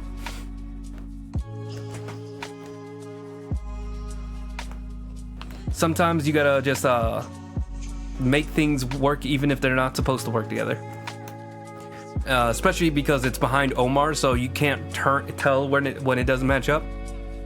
So let me see, where's Omar? You can tell pretty clearly here, like, oh, these aren't supposed to be together.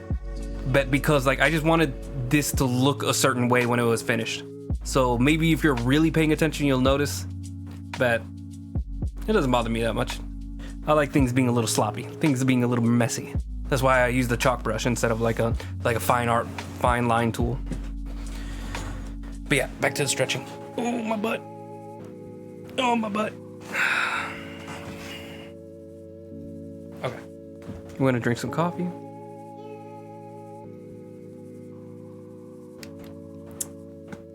Lukewarm coffee.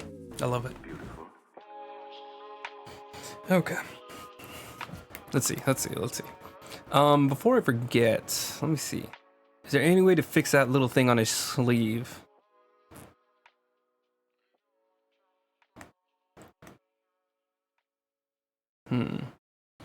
Is this gonna like ruin the piece? Let me see.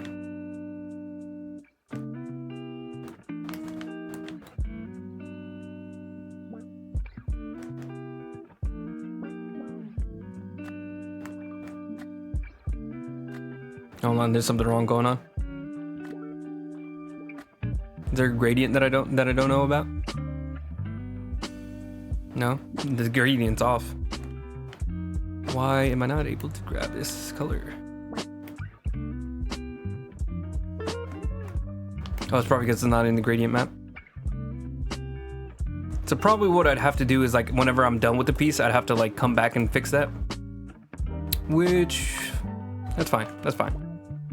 I do plan on, once I get to like the final stage, just like flattening it all down, and then we're just gonna make a layer that where I just like add little details, add little touch-ups.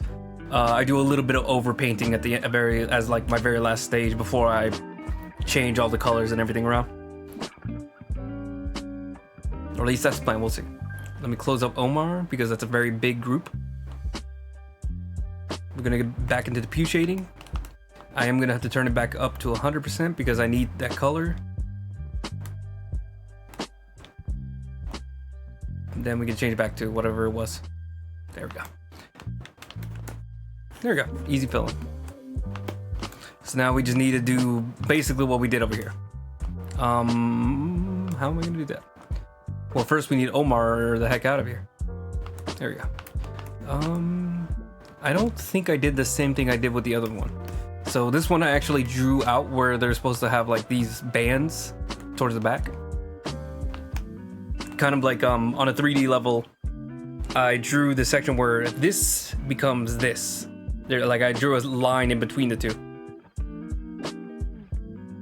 But I didn't do that for this section, and I'm probably going to regret that, but we're just gonna vibe with it, see if we can work our way around it. Maybe I don't have to, we'll see. So, let's see. Oh, my back.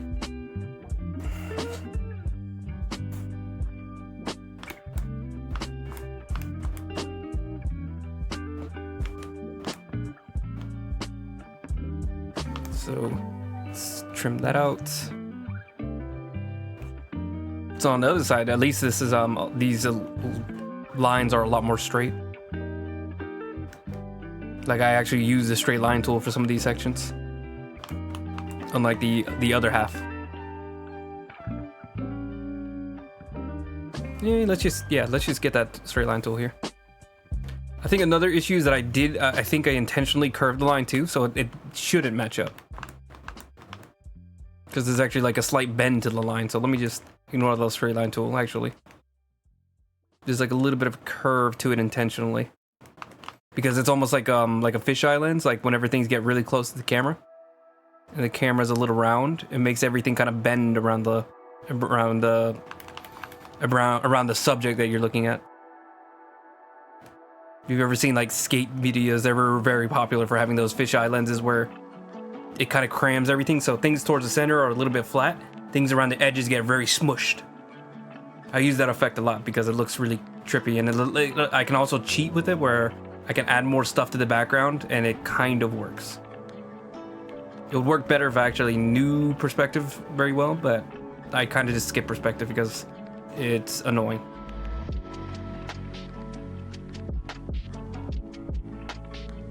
Come on, there we go.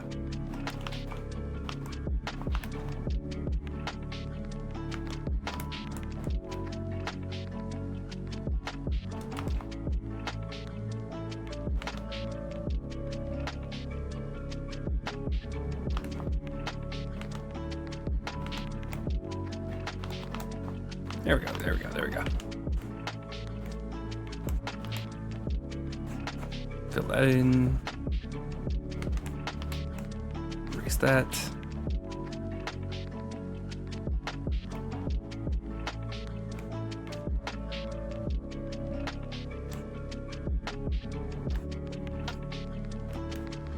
It's a nice straight-ish line.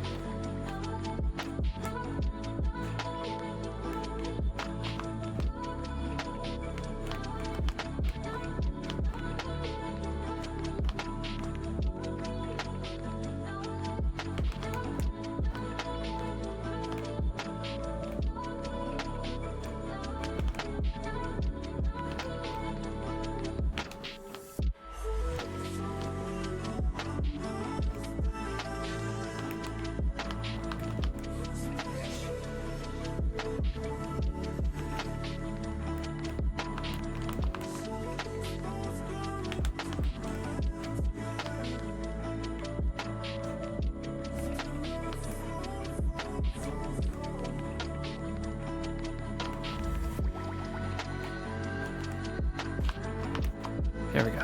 And then let's see this section word frown. So the reason why I didn't include the little line here, so like the line here that shows you where it changes the angle, is the same reason I have the line here, is that it's actually like a rounded edge here.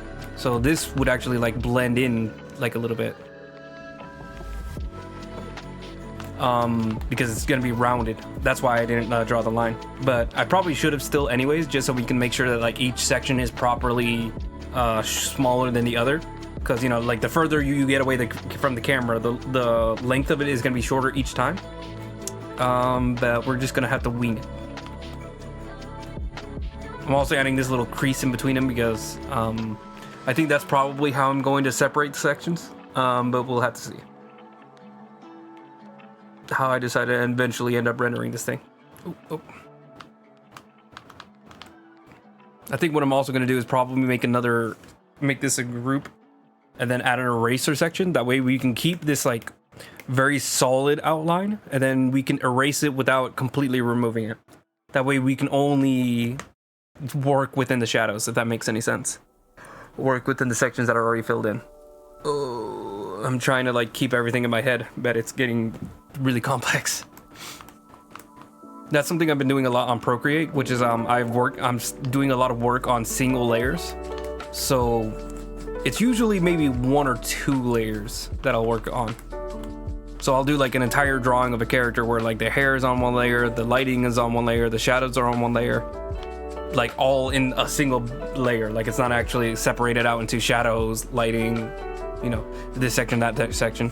And it's really satisfying. Like it's very, what's the word? Gratifying to see like everything in one layer and not have to constantly worry about, is this the right layer? Is this the right layer? What effect is this layer having on this layer? It's all just, you know, very flat. Oh, my back. Like half of this stream is just gonna be me stretching. I'm gonna be like a yoga hot tub camera guy, and I'm gonna have 0 years, but I'll be happy. Okay, maybe that's what I want to do.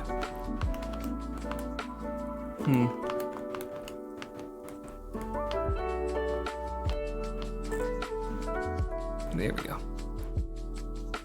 It's just a thought, just a dream.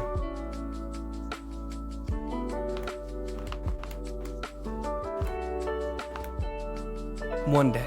Okay, let me turn off the line art. Let me see how we're doing on this front pew. I literally have one pew up here, but I still want to see how it looks. Okay, yeah, it's looking pretty good. Looking pretty decently rendered. You can tell the different sections. The only thing I'd add is maybe just a little line here. Just a little separation. There's a little bit of visual separation. I mean, you can fill in that a little bit more. And you can see from this joint here that it is like a round section. So, you know, like if there was a 3D line over it, you could see like that's going to be a round. Thank goodness for undo buttons, by the way. God bless the man who created undo.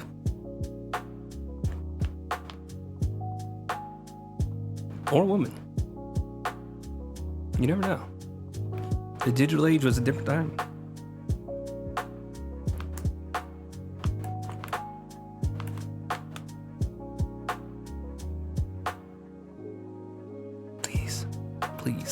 Please. I shouldn't whisper. This is an ASMR video. Why are these sections not filling in? Oh, there's another layer on top of it that's clouding it up. Let's see, what layer would that be? There are literally no layers on top of it, so I don't know how that's happening. Oh, it's because the layer underneath it isn't filled in, because this is a pass-through layer, so it's only affecting the layer it needs to. So if I fill this in, oh, why is that not working? Oh, I'm on the wrong layer. If I fill this in, there you go. It's closing in all the gaps now. Here we go. Especially with this front one, because I had that like cover, just kind of like filling in for the whole thing. Does this go here? How far does this go? Hold on. Let me follow the line. Oop, oop, oop. If I follow the guide, how far does this go?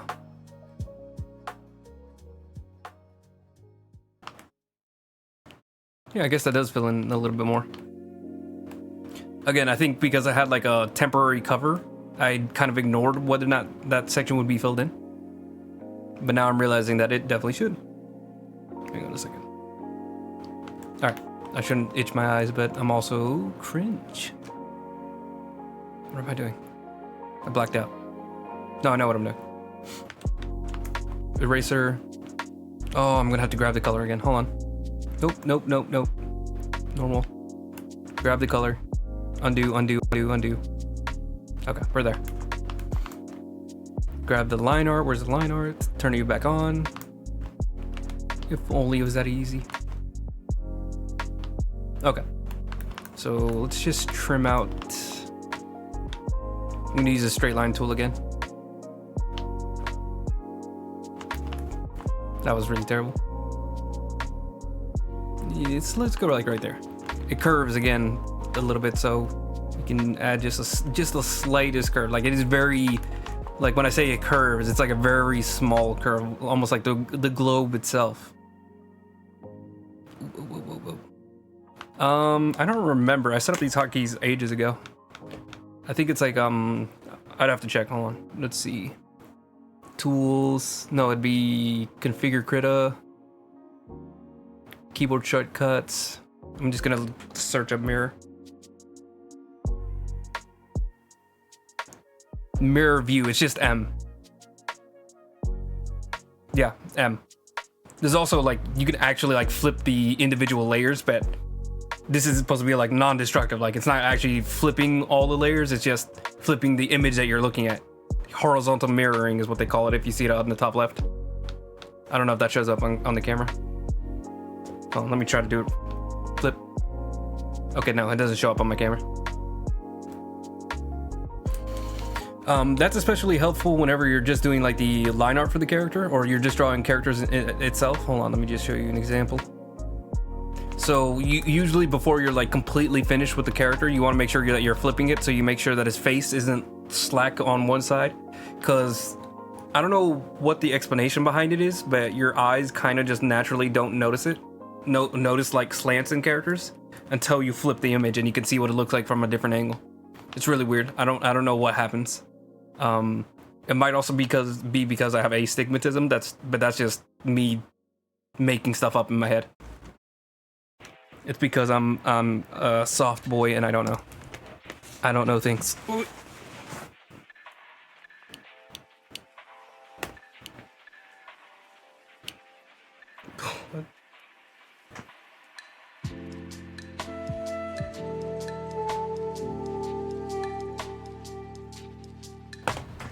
Okay, sorry. I got distracted. But yeah, like this character had a very weird looking face originally, and it took me a couple tries to get it to look right. Especially now, like I've deleted most of the sketch lines. Let's see, do I have any of the old sketch stuff? I usually keep it just because I like looking back at my progress. No, you're the moonlight. Okay, no, but I probably have like old images of the sketch, so let me just pull those out real quick. Pictures. I'm not gonna name all my files because that feels silly. I'm gonna do, this is the very first one. I'm gonna go to like maybe the third or fourth one. Hang on. They gotta actually like load in. Insert as a new layer. Yeah, we're just gonna do these two. And lift them all the way to the top because I'm in the right layer. Okay, they're all the way at the top. You go up here. Okay.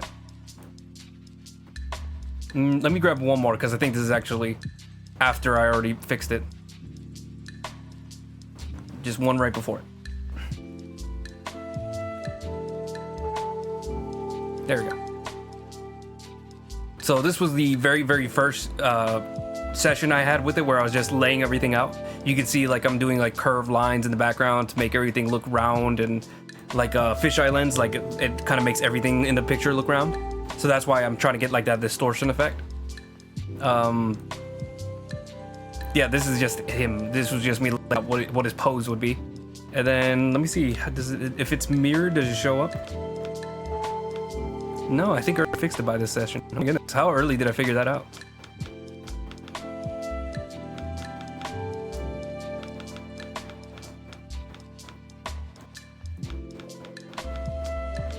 It must have been like right before this. Hold on. I have one other image, so it must have been this session. Nope, I did the wrong button.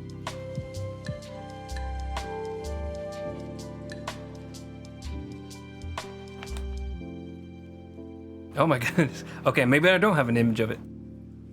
It looks like I figured it out pretty early on. It was like one of my first things I had to do.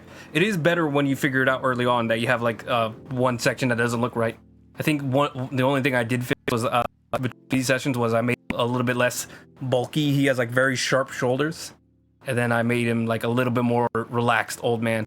Something I did also notice was that his eyes were just a little far apart whenever I was flipping the image, so it's like pretty far, and then I just scrunched them a little closer together. Felt I don't know, just felt like something I needed to do. That's crazy. I thought I would have an image of what it looked like before. Well, that's strange. I mean, it'd probably be in one of my earlier videos, or one of my earlier time lapses, but that's just like the progress that I made. Where we started from, where we are now. Plan, execution. Oh, I remember. I also made the background a little bit further back, so then the church looked a little bigger. Was I just pushed everything back a little further.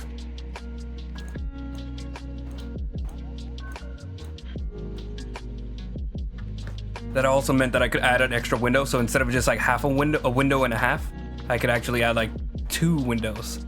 So you got a little bit more of a sense of the structure. And then I also made it so I can like decorate the church a little more. Just little small changes. Nothing to do with the mirroring that you mentioned, but that's just something I felt like explaining. Yeah. It's pretty nice.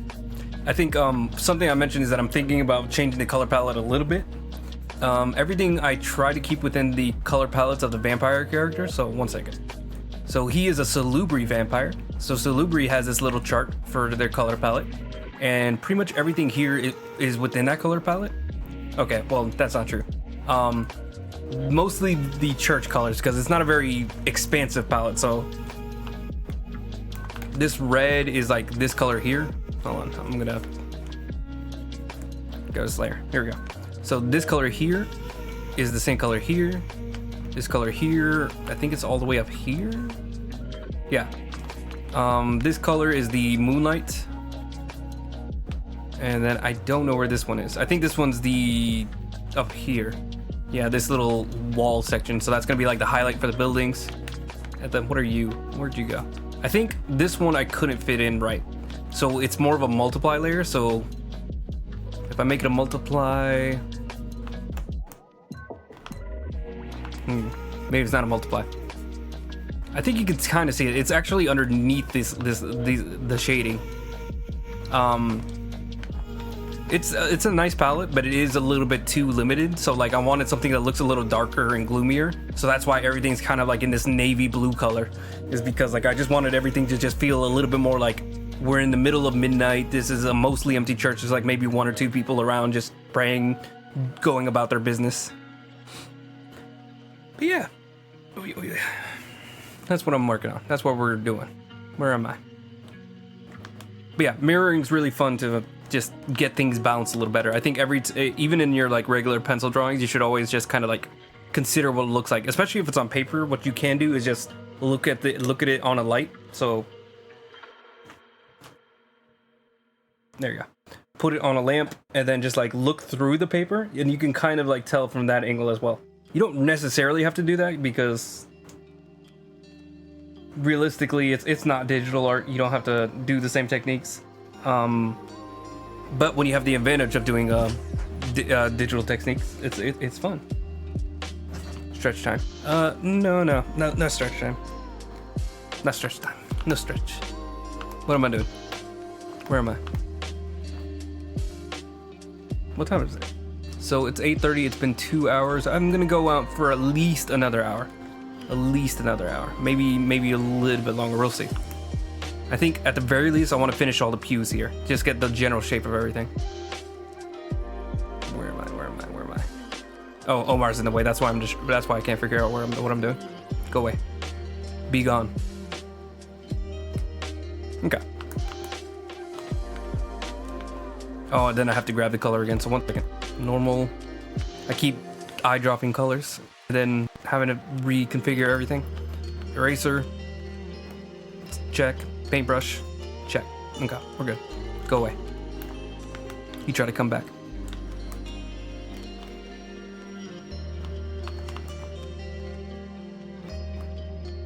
So yeah, you can definitely see that there's a different line for this one, because you can see how skinny it gets in this section. It's not supposed to work, but I forced it to work. And Omar kind of covers it up so you can't tell. Hopefully. Unless, you know, you watch the stream and then I tell you directly and then you're like, oh, well, I guess there is a problem. But nobody's doing that. Nobody's listening to me.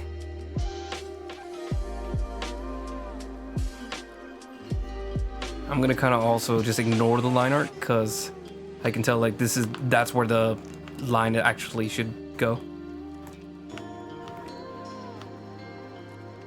I'm going to thicken this part a little bit.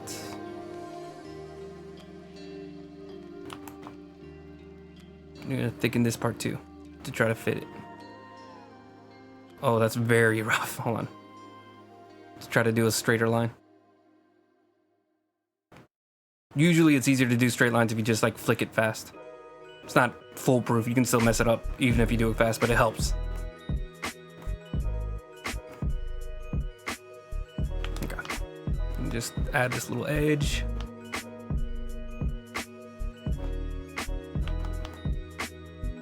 Thin this out.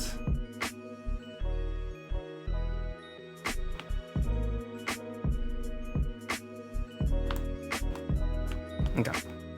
Then erase this. Should I erase it? Yeah, let's fill this in. I think it makes more sense if I just fill it in first. Fill in. Fill.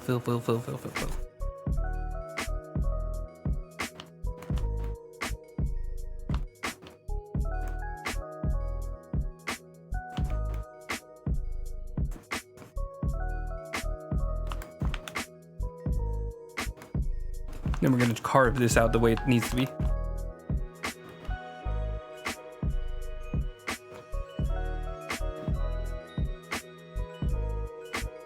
The roughest straight line you have ever seen. I like to explain that I'm a caveman with a paintbrush. I really am not a fine artist. I don't like using rulers or making things perfectly straight. I like slapping paint on the canvas and calling it finished. So there's a lot of stuff like this section where it's like I'm repeating the same line instead of one continuous stroke, which is a big no-no, but you know, I'm the boss here. Usually if you want things to look very smooth, you get like one smooth, confident stroke. I'm better than I used to be at doing things cleanly, but I still don't usually care. Like I just get very, what's the word? I just kind of do what I like to do in the what's it called, the swing of things. I'm trying to think. It was like a phrase, just like talking about like how you do things at a moment's notice, but I can't remember the phrase. I don't want to say passionate. That just sounds goofy. But it's like a flight of passion kind of thing. I just like choose what I'm doing at the individual moment. I'm gonna erase this section. Just keep following this line down. I'm gonna lead the tiniest little bit. Goofball. You can call me goofball. That works too. I'll take goofball. I'll take that deal. I'm gonna erase this too, because this section should be empty.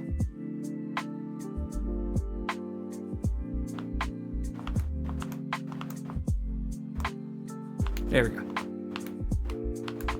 I'm gonna make it a little bit thicker on that section just so it matches up, because we're gonna get it very thin as we go along. So make sure it's thick here, and then we can make it thinner. How about that?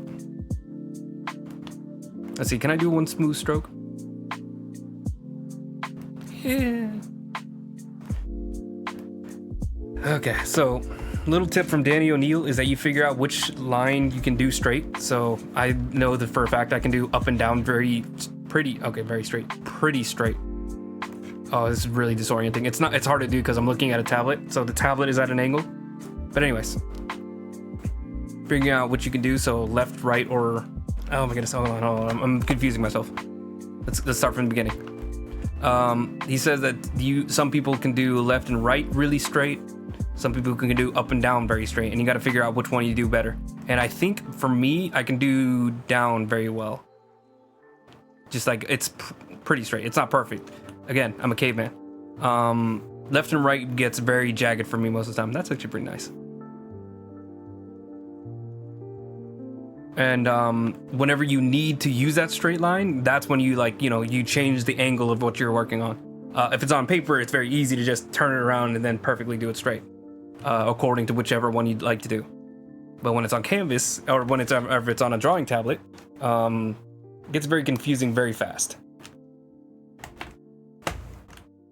So let's see. Can I do a continuous stroke, please? I do want it a little curved, so that's what's also like making it worse for me.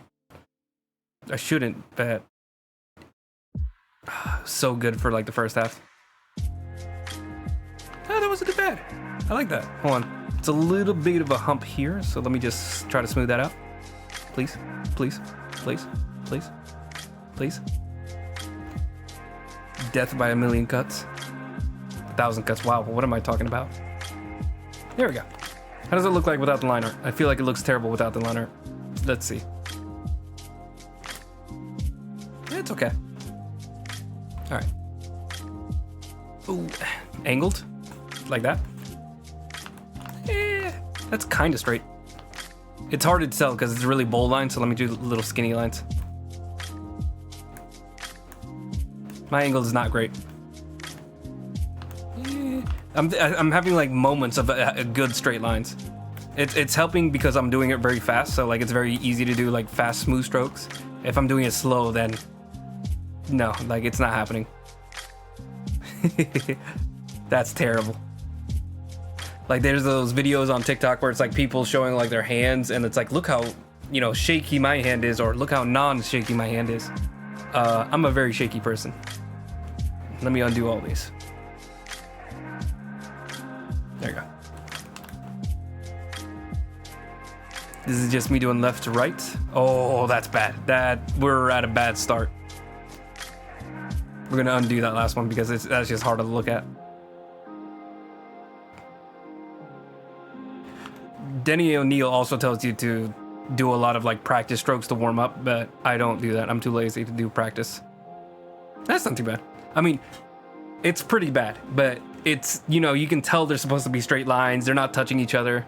You can tell they're parallel. That's all I need. If you can tell what I'm trying to do, then I'm a happy person. If I can draw something that looks like a chair and you're like, oh, I think that's a chair, I'm happy. I think if I squint, it looks like a chair, then I'm happy. But I think up and down, I do a lot better.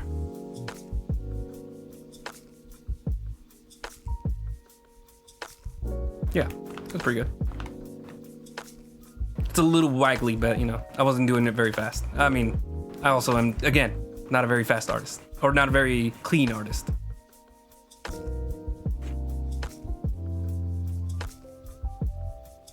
There we go. Anyways, that's just like a fun little exercise, little tool that I've found in my years of looking at better artists, looking at people who know a lot more than me, because I am very monkey brained. What am I doing? Oh, I remember now. I'm good. I was gonna do like a little erase here. I get distracted and then I forget what I'm doing very often. But I get back to it. I remember. Monkey League. I am a monkey. But I'm a pretty good monkey. Like I'm pretty good at being a monkey. Like, you know, like I'm a smart monkey. If I have to be a monkey, I'm a smart monkey. I'm still a monkey through and through. You know, like I'm not very good at what I'm doing. But, you know, I can fake it for a little bit. Where people will be like, is that guy good? No, he's not good. Okay, never mind. That guy kind of looks like he knows what he's doing. Nope, never mind. We were wrong. That's me as a monkey. I'm a very sneaky monkey. Big monka S.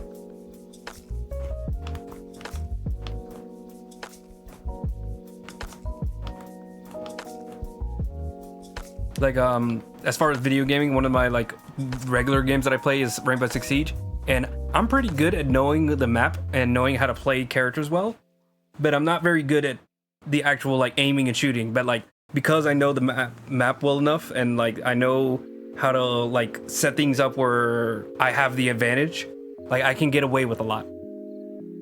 But then as soon as anybody with like good aim comes into the room, I'm like, okay, I'm done. Like I'm out, and that's fine. I had fun. It was good pretending like I was good at the game for at least like 10 minutes. And it's kind of the same with art too, where it's like, back in high school, I was definitely one of the better artists, but there was like one or two people who were like way better than me. And I was just like, okay, you know, like I'm good. But you know, like as soon as the people who actually like pay attention to what they're doing come in, I'm like, okay, like I'm out. You know, like I'm just gonna do what I'm doing. And that's fine. I was never super competitive as far as art goes. Like I was very, like I think everybody had their different strengths. Oh my goodness, what am I doing? I'm like doing nonsense right now. I'm getting distracted from the main goal.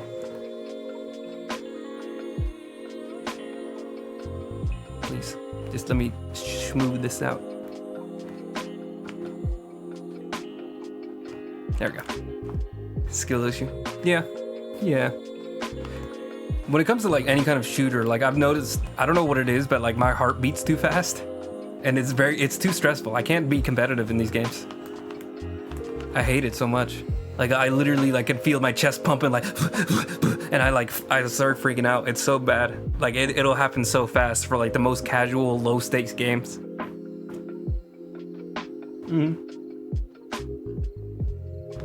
I like art because it's a lot of cheating and lying.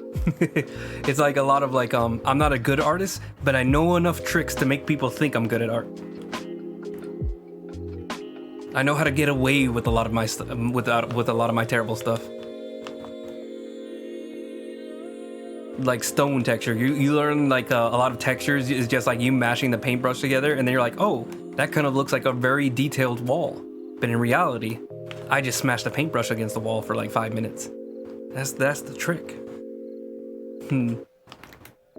Just all lies. You just learn how to lie better to different people. Oh, I don't need to do that. Hold on.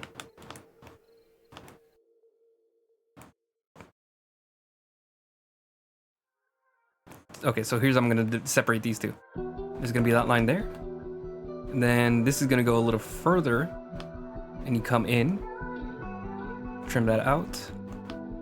There we go. So now there's just enough separation between these two. Now you can tell like there's different levels of things. So let me turn off the line art just to show what I mean. So yeah, you can see there's this little gap right here. That's enough to tell you that that's two separate ledges. See? I kind of know what I'm doing. Kind of. Very much big kind of energy.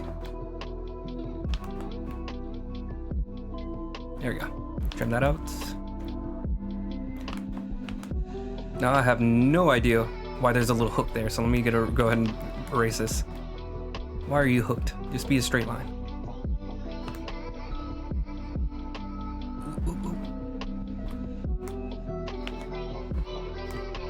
Oh crap. Well, I need to erase this little hook. Hang on, hold on. We're going in. We're going in. There we go. I get very harsh on details no one's going to notice. Did anybody notice that little pixel where it like hooked together? No. But did I want to fix it anyways? Yes. What is this? How did this happen? How's there a disconnected line here? Who drew this? I guess I did. Oh, I see what happened. So I mentioned this earlier, like the lines don't match up on some of these pews because I was forcing things to work together. Let me pull it back up, Omar.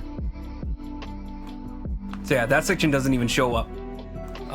So what is happening here is actually this one also doesn't match up. That's why I originally said there's 3 lines that don't match up, and I forgot what the third line one. This is also not fitting in with the others.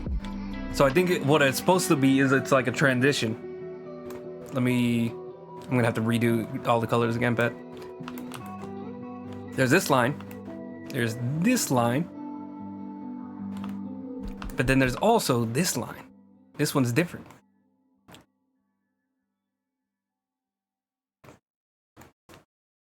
See? I have a bunch of different lines going all over the place here. Just because I want it to look a very specific way to me. And honestly, it probably would have been better if I didn't do that. But I'm stubborn. I'm stupid. It's okay. I think it'll all look good by the end of it. And we don't have to worry about it too much.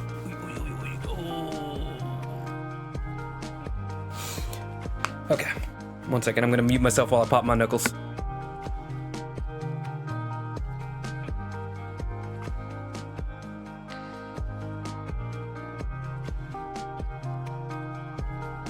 There we go.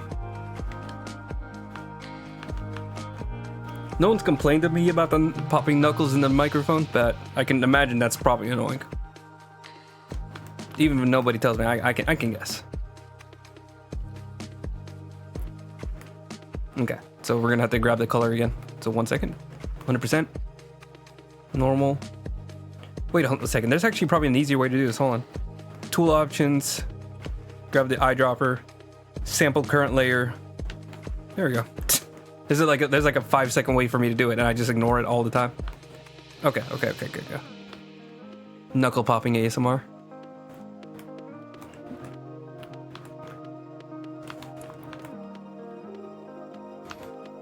So I think what I'm gonna do is I'm going to, let's see, can I?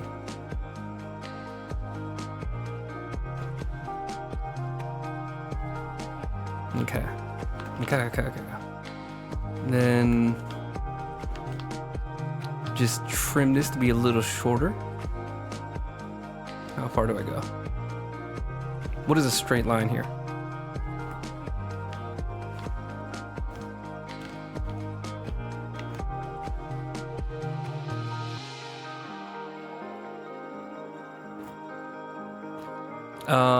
Because I'm stubborn. That's the only reason why I would not use it.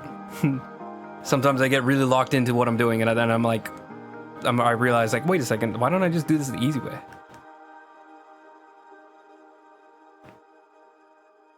Okay, we're gonna erase here, erase that, trim that out. Then we're gonna erase here. Gonna try to trim this to be a little bit more straight. Just like somewhere in between, get it as close to as I can. Yeah, we're just gonna worry about this one actually. There we go, easy peasy. Do we have the color still? Yes, we do. Okay.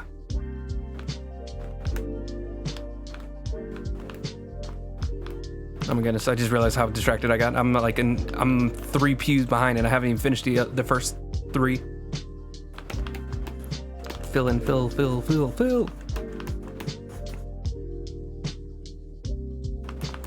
could probably save time to just doing this actually. Hold on. Because we're gonna have to trim everything out anyways. Just fill it all in over there. There we go. Now we can slowly start to piece everything out. Okay.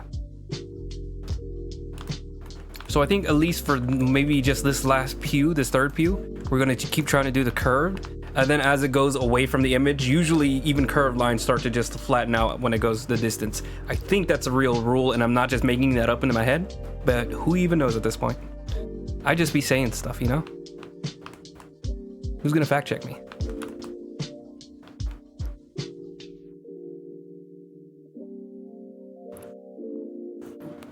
Ooh, come on. Please. There we go.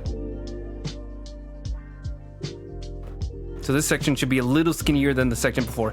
So this is the fattest one. This is the second fattest. This should be third fattest, and then it gets skinnier as we go along. Just a little bit thicker than that, I think. It's like maybe here, just like that. I think that's the max width I want.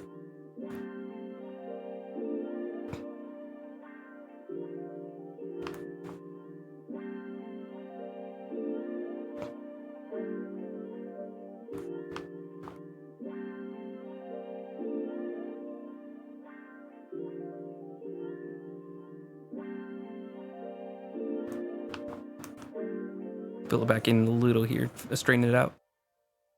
Because then let me turn off the line art. I think I can already see something wrong.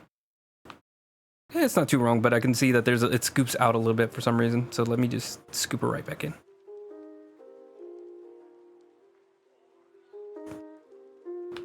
Perfect. Okay.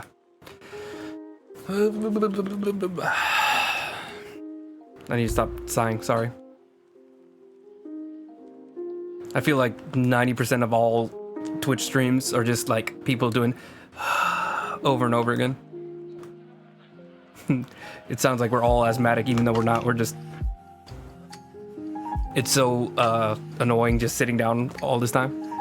Maybe for some people. Maybe some people have an easier time than me. Like when I'm off stream, I immediately, like as soon as I'm done with stream, I immediately like get out of my chair and walk around for like 30 minutes. Not like running or anything, just like I just walk around the house just looking at what other people are doing in the house. Seeing what the dog is doing.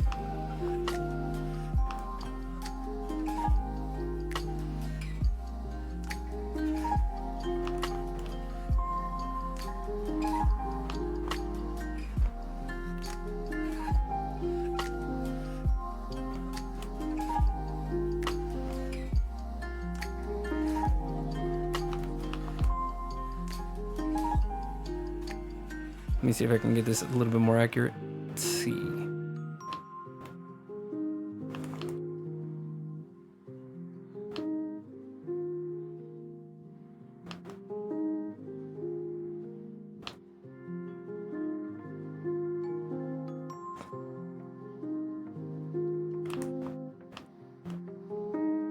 The easiest way to get into the meditative state. Actually, let's keep that line. Because I'm gonna need to add those lines later anyways. Please. There we go. How many lines do I have left? Oh my goodness, there's so many pews. Oh, who did this? Who made so many pews? It's me. It's literally just me. I make things so much harder for myself.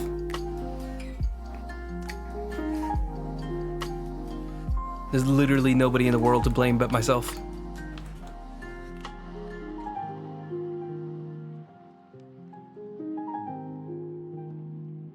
Hold on, am I even following this correctly?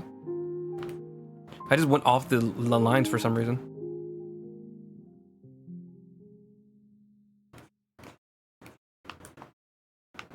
Whoa.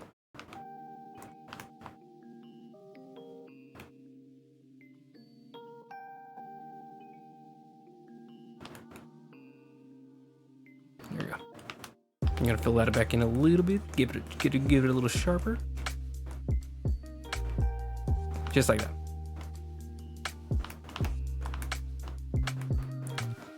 I'm gonna add like a little thin little strip.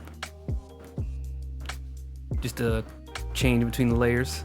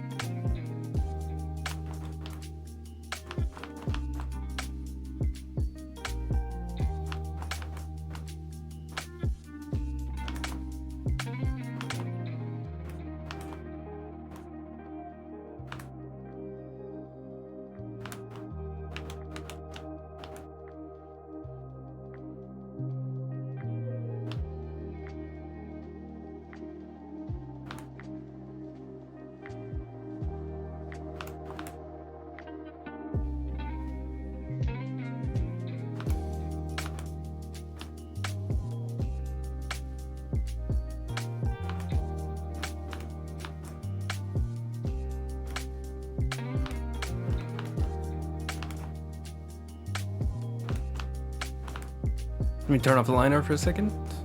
Oh yeah, that's looking good. Specifically this section right here. I think this is looking good.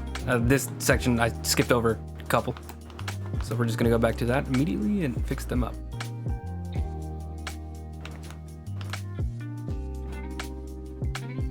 Oh, that's nice. There's still like room for me to put a little bit of separation there. We put like this starting here. Let's erase that a little bit more. Nice, nice, nice, nice, nice. Everything's looking good. It's been a while. I should probably save. Hold on. I've had plenty of crashes on this program before. Only issue I'm having with Critter right now is there's a lot of lagging and slowing down, especially once I get like further into a piece. It's obvious what's happening. Like whenever the file's too big, everything gets a little slow and clunky. It could also be an issue on my end of the hardware, but it feels like it's happening too much. That's all. Maybe it's my fault, but you know, potential skill issue, if you will. I'm gonna put a little bit more of a jagged separation here. There you go, just like that.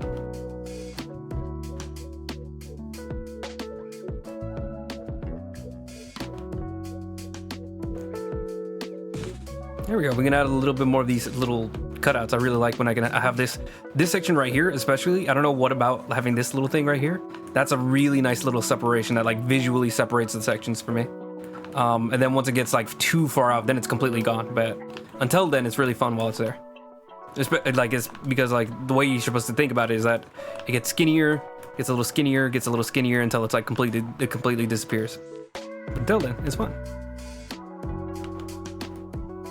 I think this is probably like the last one where it should show up, but we'll see. I'm gonna keep doing it until I can't anymore.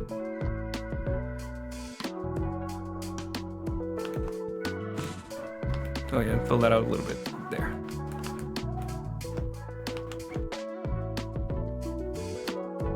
Nice, nice, nice. And maybe I can. No, I think by then it's done. Maybe just like a skinny one. Let's see if I can fit in like the skinniest of skinniest ones.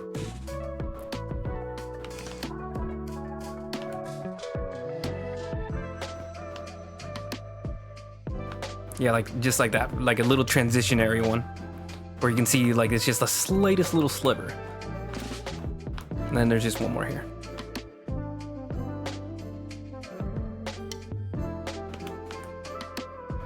Erase the pews here. There we go. Let me turn off the line art. Oh yeah, that's looking great. That's almost looking like actually like a 3D model, like it's fitting within that perspective. So long as you only look at this section, then you see this and you're like, what the frick just happened? And that's where I tell you to mind your business. Oh, that section there? Don't worry about that section. Oh, what happened there? What are you, a narc? What are you, a snitch? Huh? You gonna tell the art police, huh? Huh? What are you, some sort of art commie? Huh? Okay. Zoom out. So now we just need to do like the wide strips. Maybe I can skip that and just go to this section here, and then come for the last little step we can do an eraser. Now that I think about it, I'm probably not gonna do that, because I think if I do like really fine edges here, and then I have to like cut through it. Hold on, let me just show you what I mean. If I erase these little sections perfectly, they're all modeled just like they are on here, and then I have to do the long strip where I cut across, I might accidentally like trim these sections out. So I think it's better if I like start here, because you can choose this section, this section, this section, you know, like there's an easy stop. But if I go all the way to the other side, hold on, my tablet glitched for a second. If I go all the way to the other side and it's already nicely detailed out, I'm gonna accidentally knock out sections that I detailed out. So we're gonna start with big little strips now. And I think I might even cheat and just do the freaking straight line tool. The freaking. I think what I'm gonna do is I'm gonna start with the straight line tool, and then we're gonna refine it as we go along.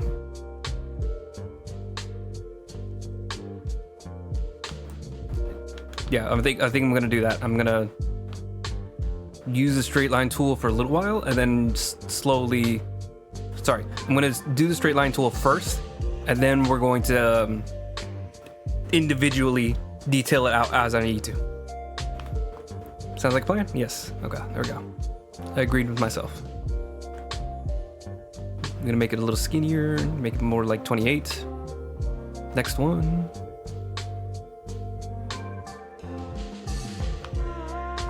It's like 4 pixels smaller, but you can't even tell.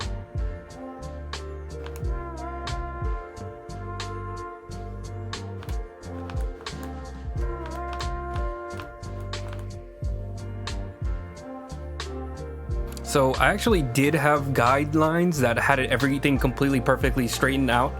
I just personally chose to make it more hand-drawn everything. Was it the best move? Maybe not, but that's just how I like to do things. I'm gonna go 6 down. We're gonna go down to 22 on this next one. Okay, yeah, that's definitely noticeably thinner. Let's go down like another, I want to just say 4. But we're gonna see. Yeah, let's go like 2 more down. 16. We're gonna very quickly get to 2 pixels, and I don't know how that's gonna look. Because this is like exponentially down. 10 pixels. It's very satisfying seeing how skinny it's getting. But again, like we have 3 more. And if we go down 6 more, we're down to 4 pixels.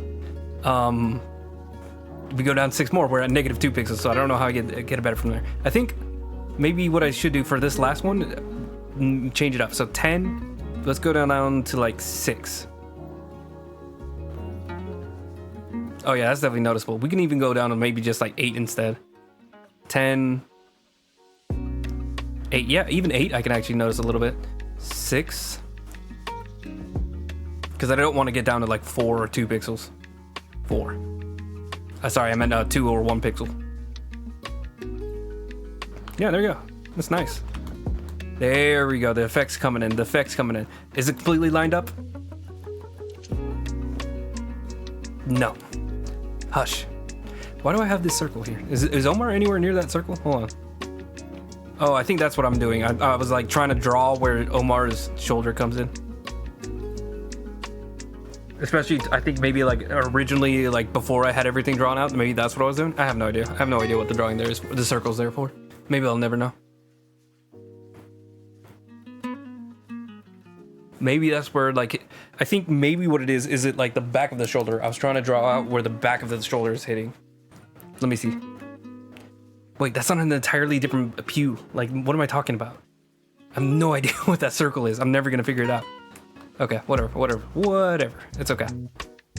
I forgive myself. Back to shading.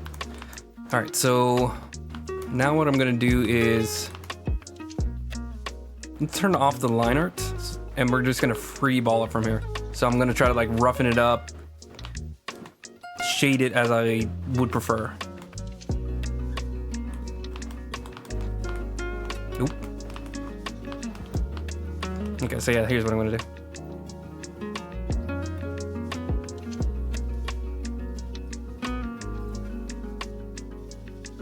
Something like that. How does it look on the other earlier ones? About like that, yeah.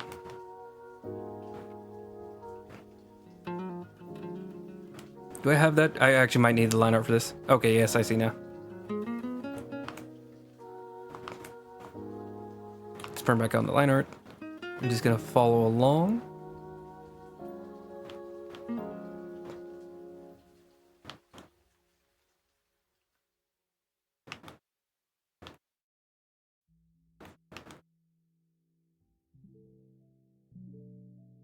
There we go. Just do that for each one.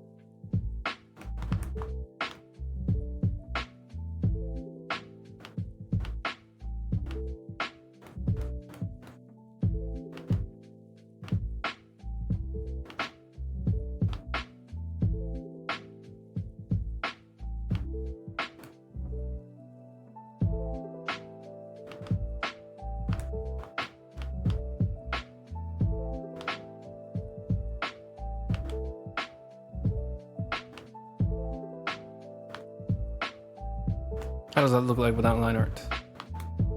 Interesting. Okay. We're gonna keep going. Just gonna finish it out. And what's the time looking like? Just a second. It is 9:10. Okay, yeah, so we got like 20 more minutes. So I think, yeah, I should be able to finish the pews, or at least the general shape of the pews. And then we're gonna leave it at that.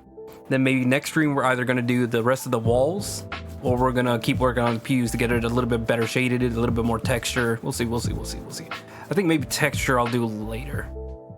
I think we need to focus on like the molding the shape, and then texture is like the last little thing we can add, like little cracks on certain sections, little wood grain here and there. Whew. Because there's still a lot of pews that need to get done. Pews are kind of hilariously detailed at this point. Like they are a very big section for almost no reason. Oh. Well, I mean, there's a pretty clear reason. I think also what I want to do maybe next stream is get these guys, these little ghosts, actually like paint them out into actual people instead of just like these little smudges of paint. Excuse me. All right.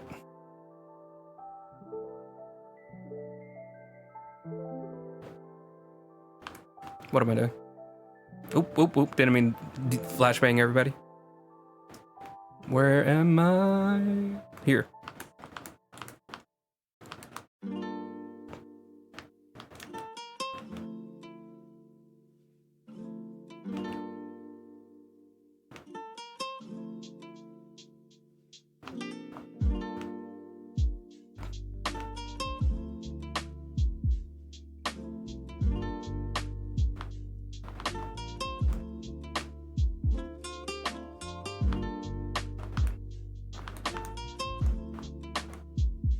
There we go. Nice. Let me turn up the line art. So should I completely erase this section? This little sliver here?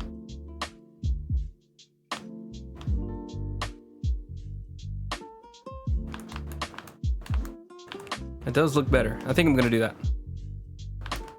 I think I'm going to do that. Just try to keep it smooth without making it too thick.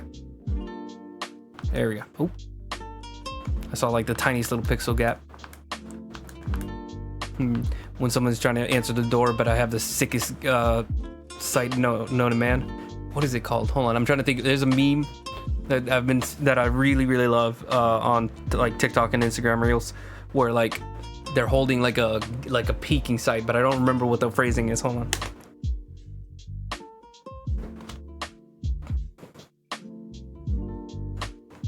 You're trying to reach me, but I'm holding the sickest sight line.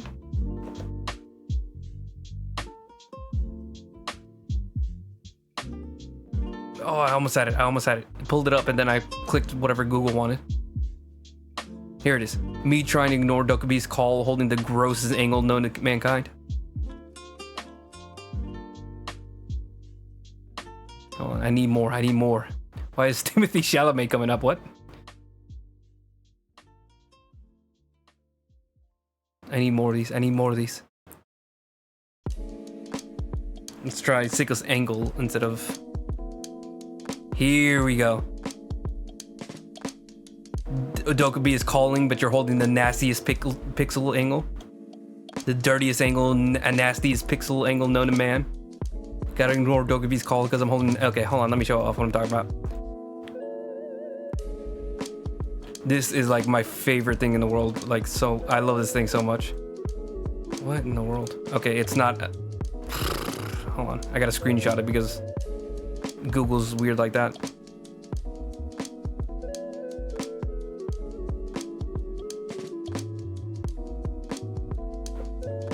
It's basically like a screenshot of a TikTok, and it's trying to link you to TikTok instead of what you're actually trying to grab.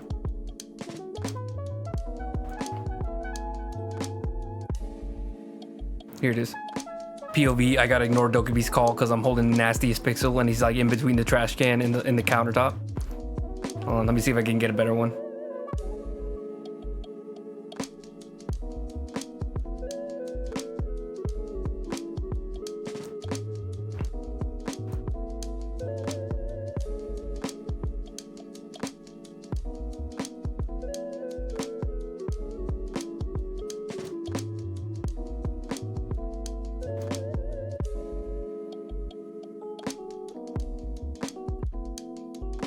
Man, I wish these were better, more detailed. Hold on.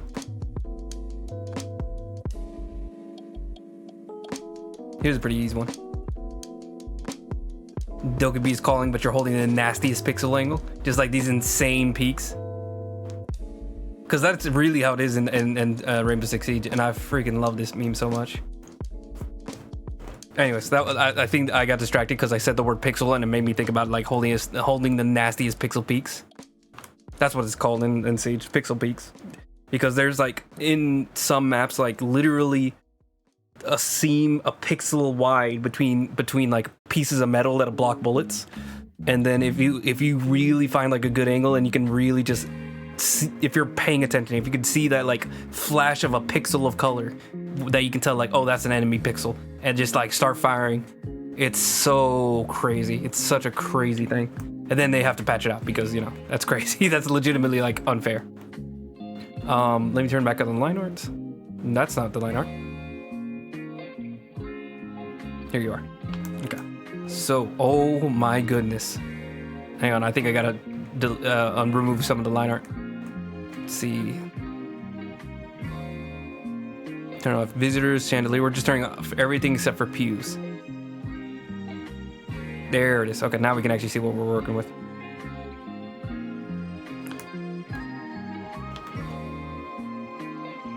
Why is... Oh, I'm on the wrong layer. Always do that. Okay, so let's see. I'm gonna do it like this. A little bit like this. Actually, hold on. Let me do even more.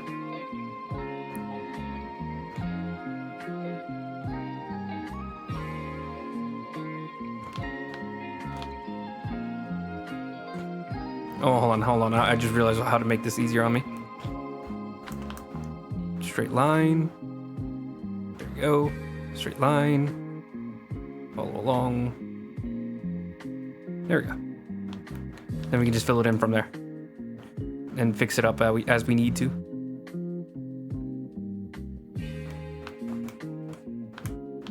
Here.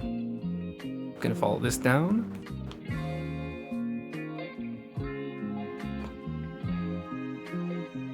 We'll separate those in a minute.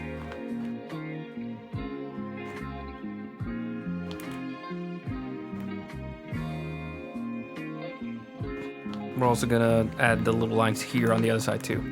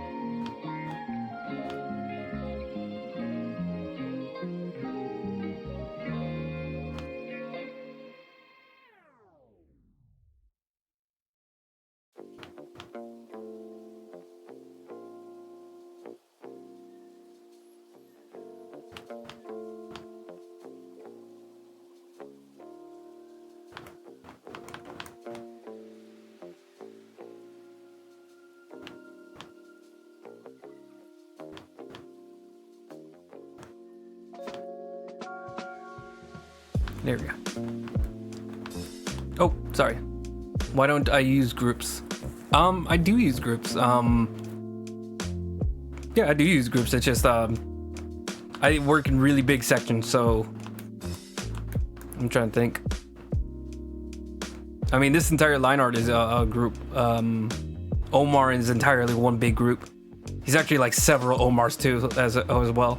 Oh, that's where I have all the old versions. It's inside the Omar group. Oh, never mind. I don't. I deleted those two. Never mind. But like, this is like a version of it. Let's see. That's like the quick flat. You can see him in black and white here. This is I have like the line art there too. So yeah, I do use groups. Maybe I don't use them as much as I could, but that's especially when within Krita and these bigger pieces that I do, where they're like really like highly rendered and everything. Highly rendered, at least to my ability. I try to combine things when I can and delete things when I can, because if the file's too big, then it starts to just really be slow. Like literally turning off one layer would like take 10 minutes for it to catch up. It's really, really obnoxious, especially towards like the end of the piece. I start like losing my mind trying to keep things in balance. So that's the only thing I can think of, like why I avoid groups, I guess you could say. Like what I was talking about earlier with Procreate is that I really like, it's so satisfying to work all in one layer, even though it's kind of stressful, because you know, like you want those layers to be able to turn off as soon as, you know, like if you do something you hate and then you have to go back. But it's also kind of just like really freeing to just be like, okay, I don't like this red, I'm just gonna grab a different red, place right on there. I don't have to think about like, okay, I have to turn off this layer, I have to like grab only this layer and then grab this layer. It's like, no, just slap on some color. It's almost like a real world painting where it's like there's no groups in real paintings. You just gotta like be very smart in techniques. So it's just a really fun and satisfying process to not like have everything separated into a million layers. I know plenty of people do. Most really high level artists I see do use a lot of layers. I think there's a few exceptions. There are some like really interesting artists that work in the same layer, like in that same process. That's where I found out about it, where I saw like really high level artists. There's a few of them. I would say most people use 100+ layers. Some people use maybe 3 or 4 layers. And sometimes it's fun to play with it, around with it. I don't know, maybe try it on your own time and just see like how you like it. Personally, I think it's actually really fun. Like it really, especially because for my stuff, like I really get annoyed how long some of my art takes. So this one's been taking like 8 or 9 sittings so far, of me just taking like 2 or 3 hours each sitting. Oh, my back. So whenever you just remove all those layers or all those groups and layers, and it's literally just 3 or 4, like it really speeds things up, where you're only thinking about, okay, I want all the colors and everything worked out in one layer. I want maybe one shadow done in another layer, and then maybe one for last little highlights, like the last little flick of highlights, which also I am saving on these too. Like the high stuff highlights. Hold on 1 second. I'm gonna grab just like a random color.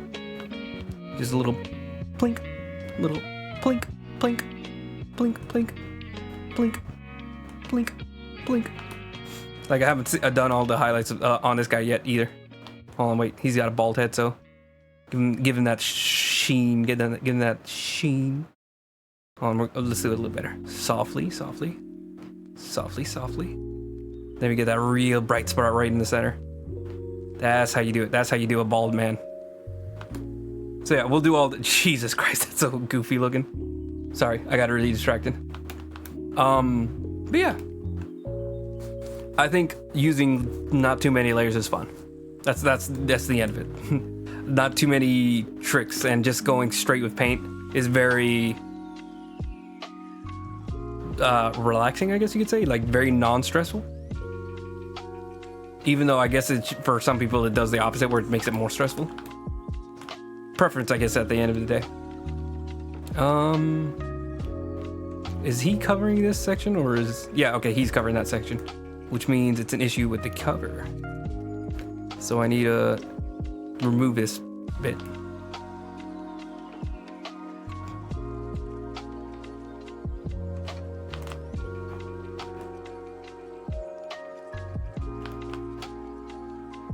Okay. And then some of this is actually the pews not having everything they need, so let me... Wait, no, that's not it. What's covering that section then? Okay, whatever. That doesn't matter to me. That's good enough. Okay. I think we're pretty much done with the pews, at least as far as I need to for this session. So let me turn off the line art just to see if there's anything that looks off.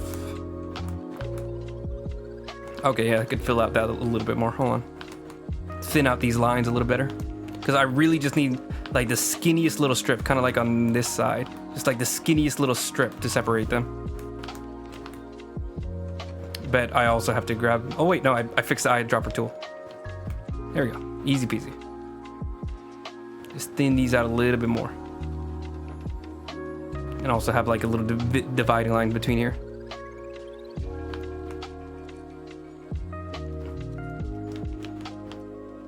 Make this an eraser.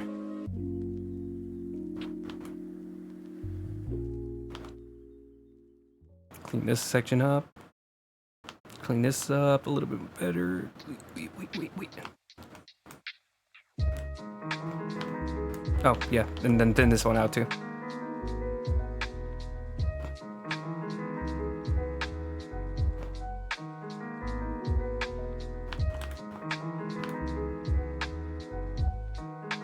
Okay. This is a little rough. Okay, and then we can just figure out how to texture that a little bit better and render it a little bit smoother later. Do I want to go ahead and... You know what? No, that's good, that's good. Let me turn on the liner just a second. Okay, so yeah. So next stream, we're going to have to continue rendering this the pews. Add a little bit more texture. So you can see on the line art that I have a little bit more rendered a little bit differently. Just to explain what we're going for. Let's see, let's turn off the line art. I'm gonna make this all the way up top. What is this? Oh, I remember this now. Delete that, put this on. I'm gonna give like a big background color. 1 second. Just to quickly explain what the pews are gonna look like. Does this show up? Okay, let's choose a different color. What about you? Nope. There we go, that's one. There we go, we got it. Okay, so the pews are shaped like this.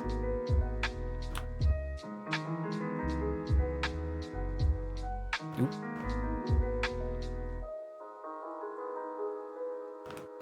Why? I don't know.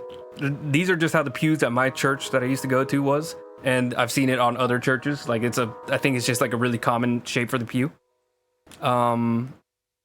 That's like from the side profile.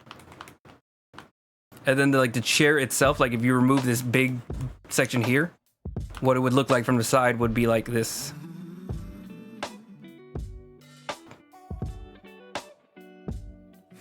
So your back would like scoop into this. Hold on. Let me finish the other side. The bottom would look a little bit like... What would the bottom look like? Kind of the same thing. Just like round and then round. And then for you, the human being, you would just sit in like this. Your butt would fit perfectly into this section. It's probably not good for long term because it curves your back a little bit. You know, they're just supposed to be comfortable for like maybe an hour or two. And you know, there's a lot of getting up on church and that kind of thing. So that's going to be the plan for how we render everything. And I'm going to draw like this too, for the same like character.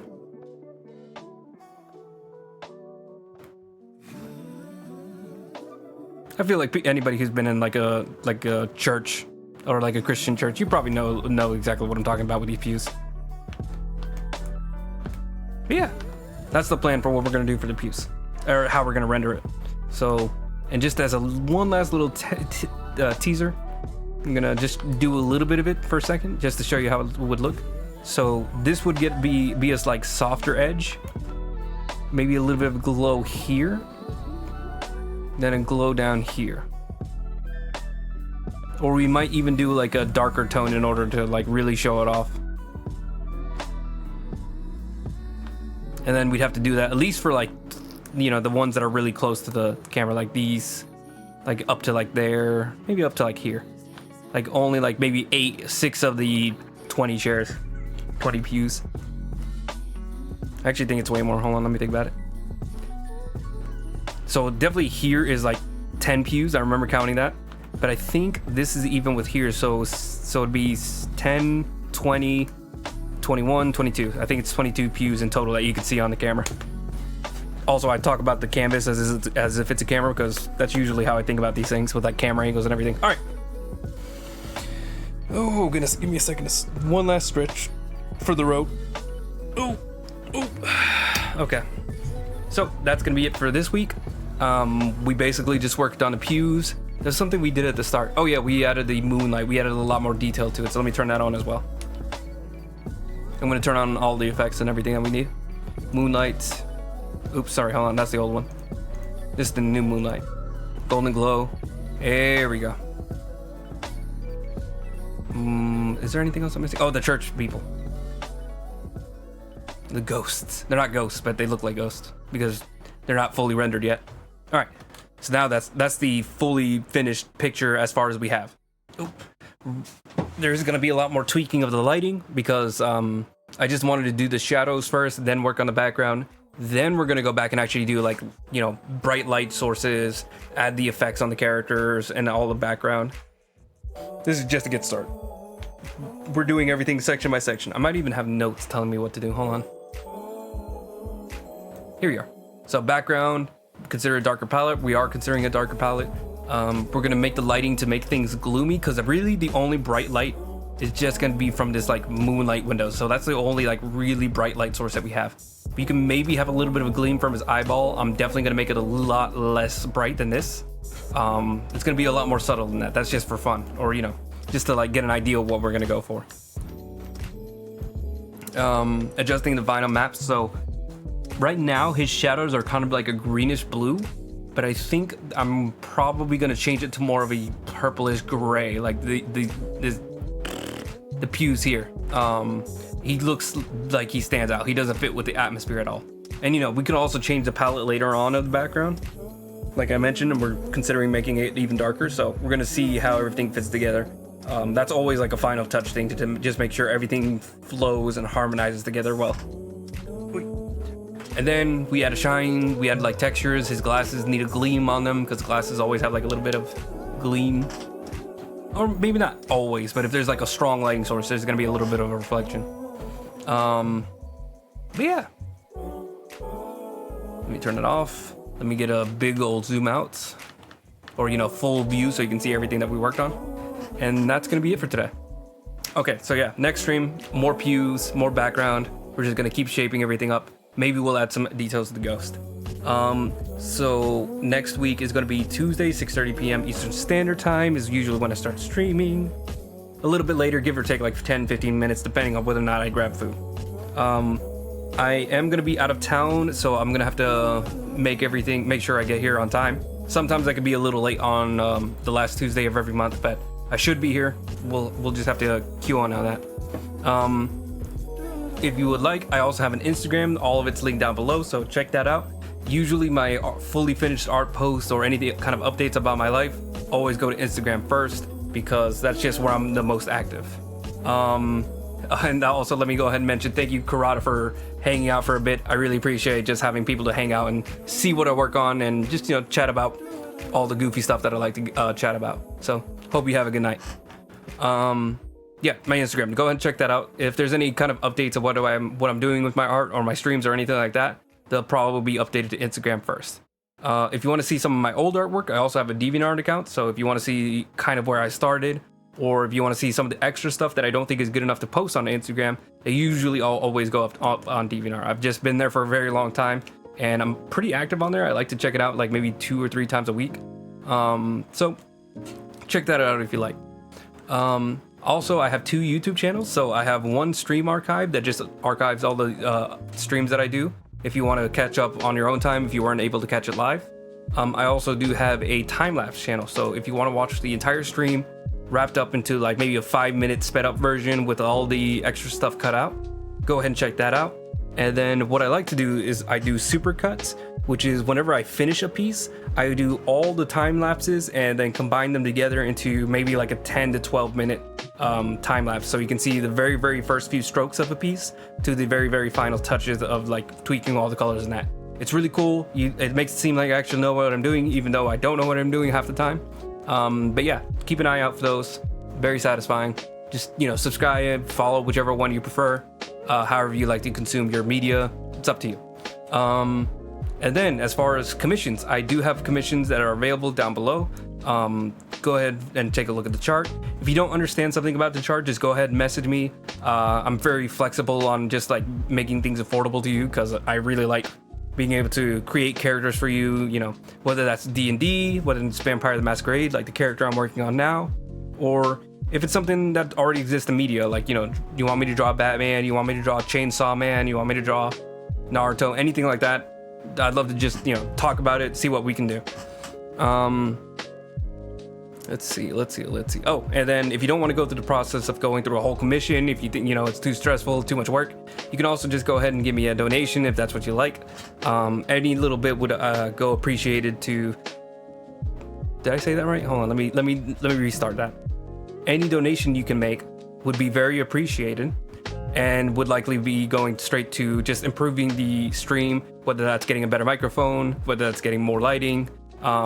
I think everything's pretty much like pretty solid. I can maybe upgrade the camera, but I'm looking into maybe getting a better drawing tablet, and yeah, that's about it. I really want to eventually make art like and streams a full-time thing, but until then, I'm okay with just keeping it a hobby, keeping it fun, just having a nice little chill hangout session once a week. And yeah, check out any of the links down below. Check out any of my other art. I just like being able to share my art and have other people be able to check it out and just hang out. It's a really fun time. Usually these streams just like really help me continue to constantly work on something. You know, sometimes it's hard to have the energy to work on art, and these streams really help me to just like wake up, get started, work without any distractions for a few hours. Okay, maybe a little bit of a distraction, like looking up memes and trying to figure out what I'm talking about, but otherwise, yeah. It's a good little meditation almost. All right, that's gonna wrap everything up. Thank you guys for everything, whether you're watching now, whether you're watching in the future. All of it's appreciated. Like I said, I just like being able to share my art. Hope you have a good night. Hold on, one last thing. Let me see if there's anything else. Okay, yeah, that's it. Thank you. Hope you guys have a good night. Bye bye bye bye. Bye bye bye bye. Bye bye bye bye bye bye.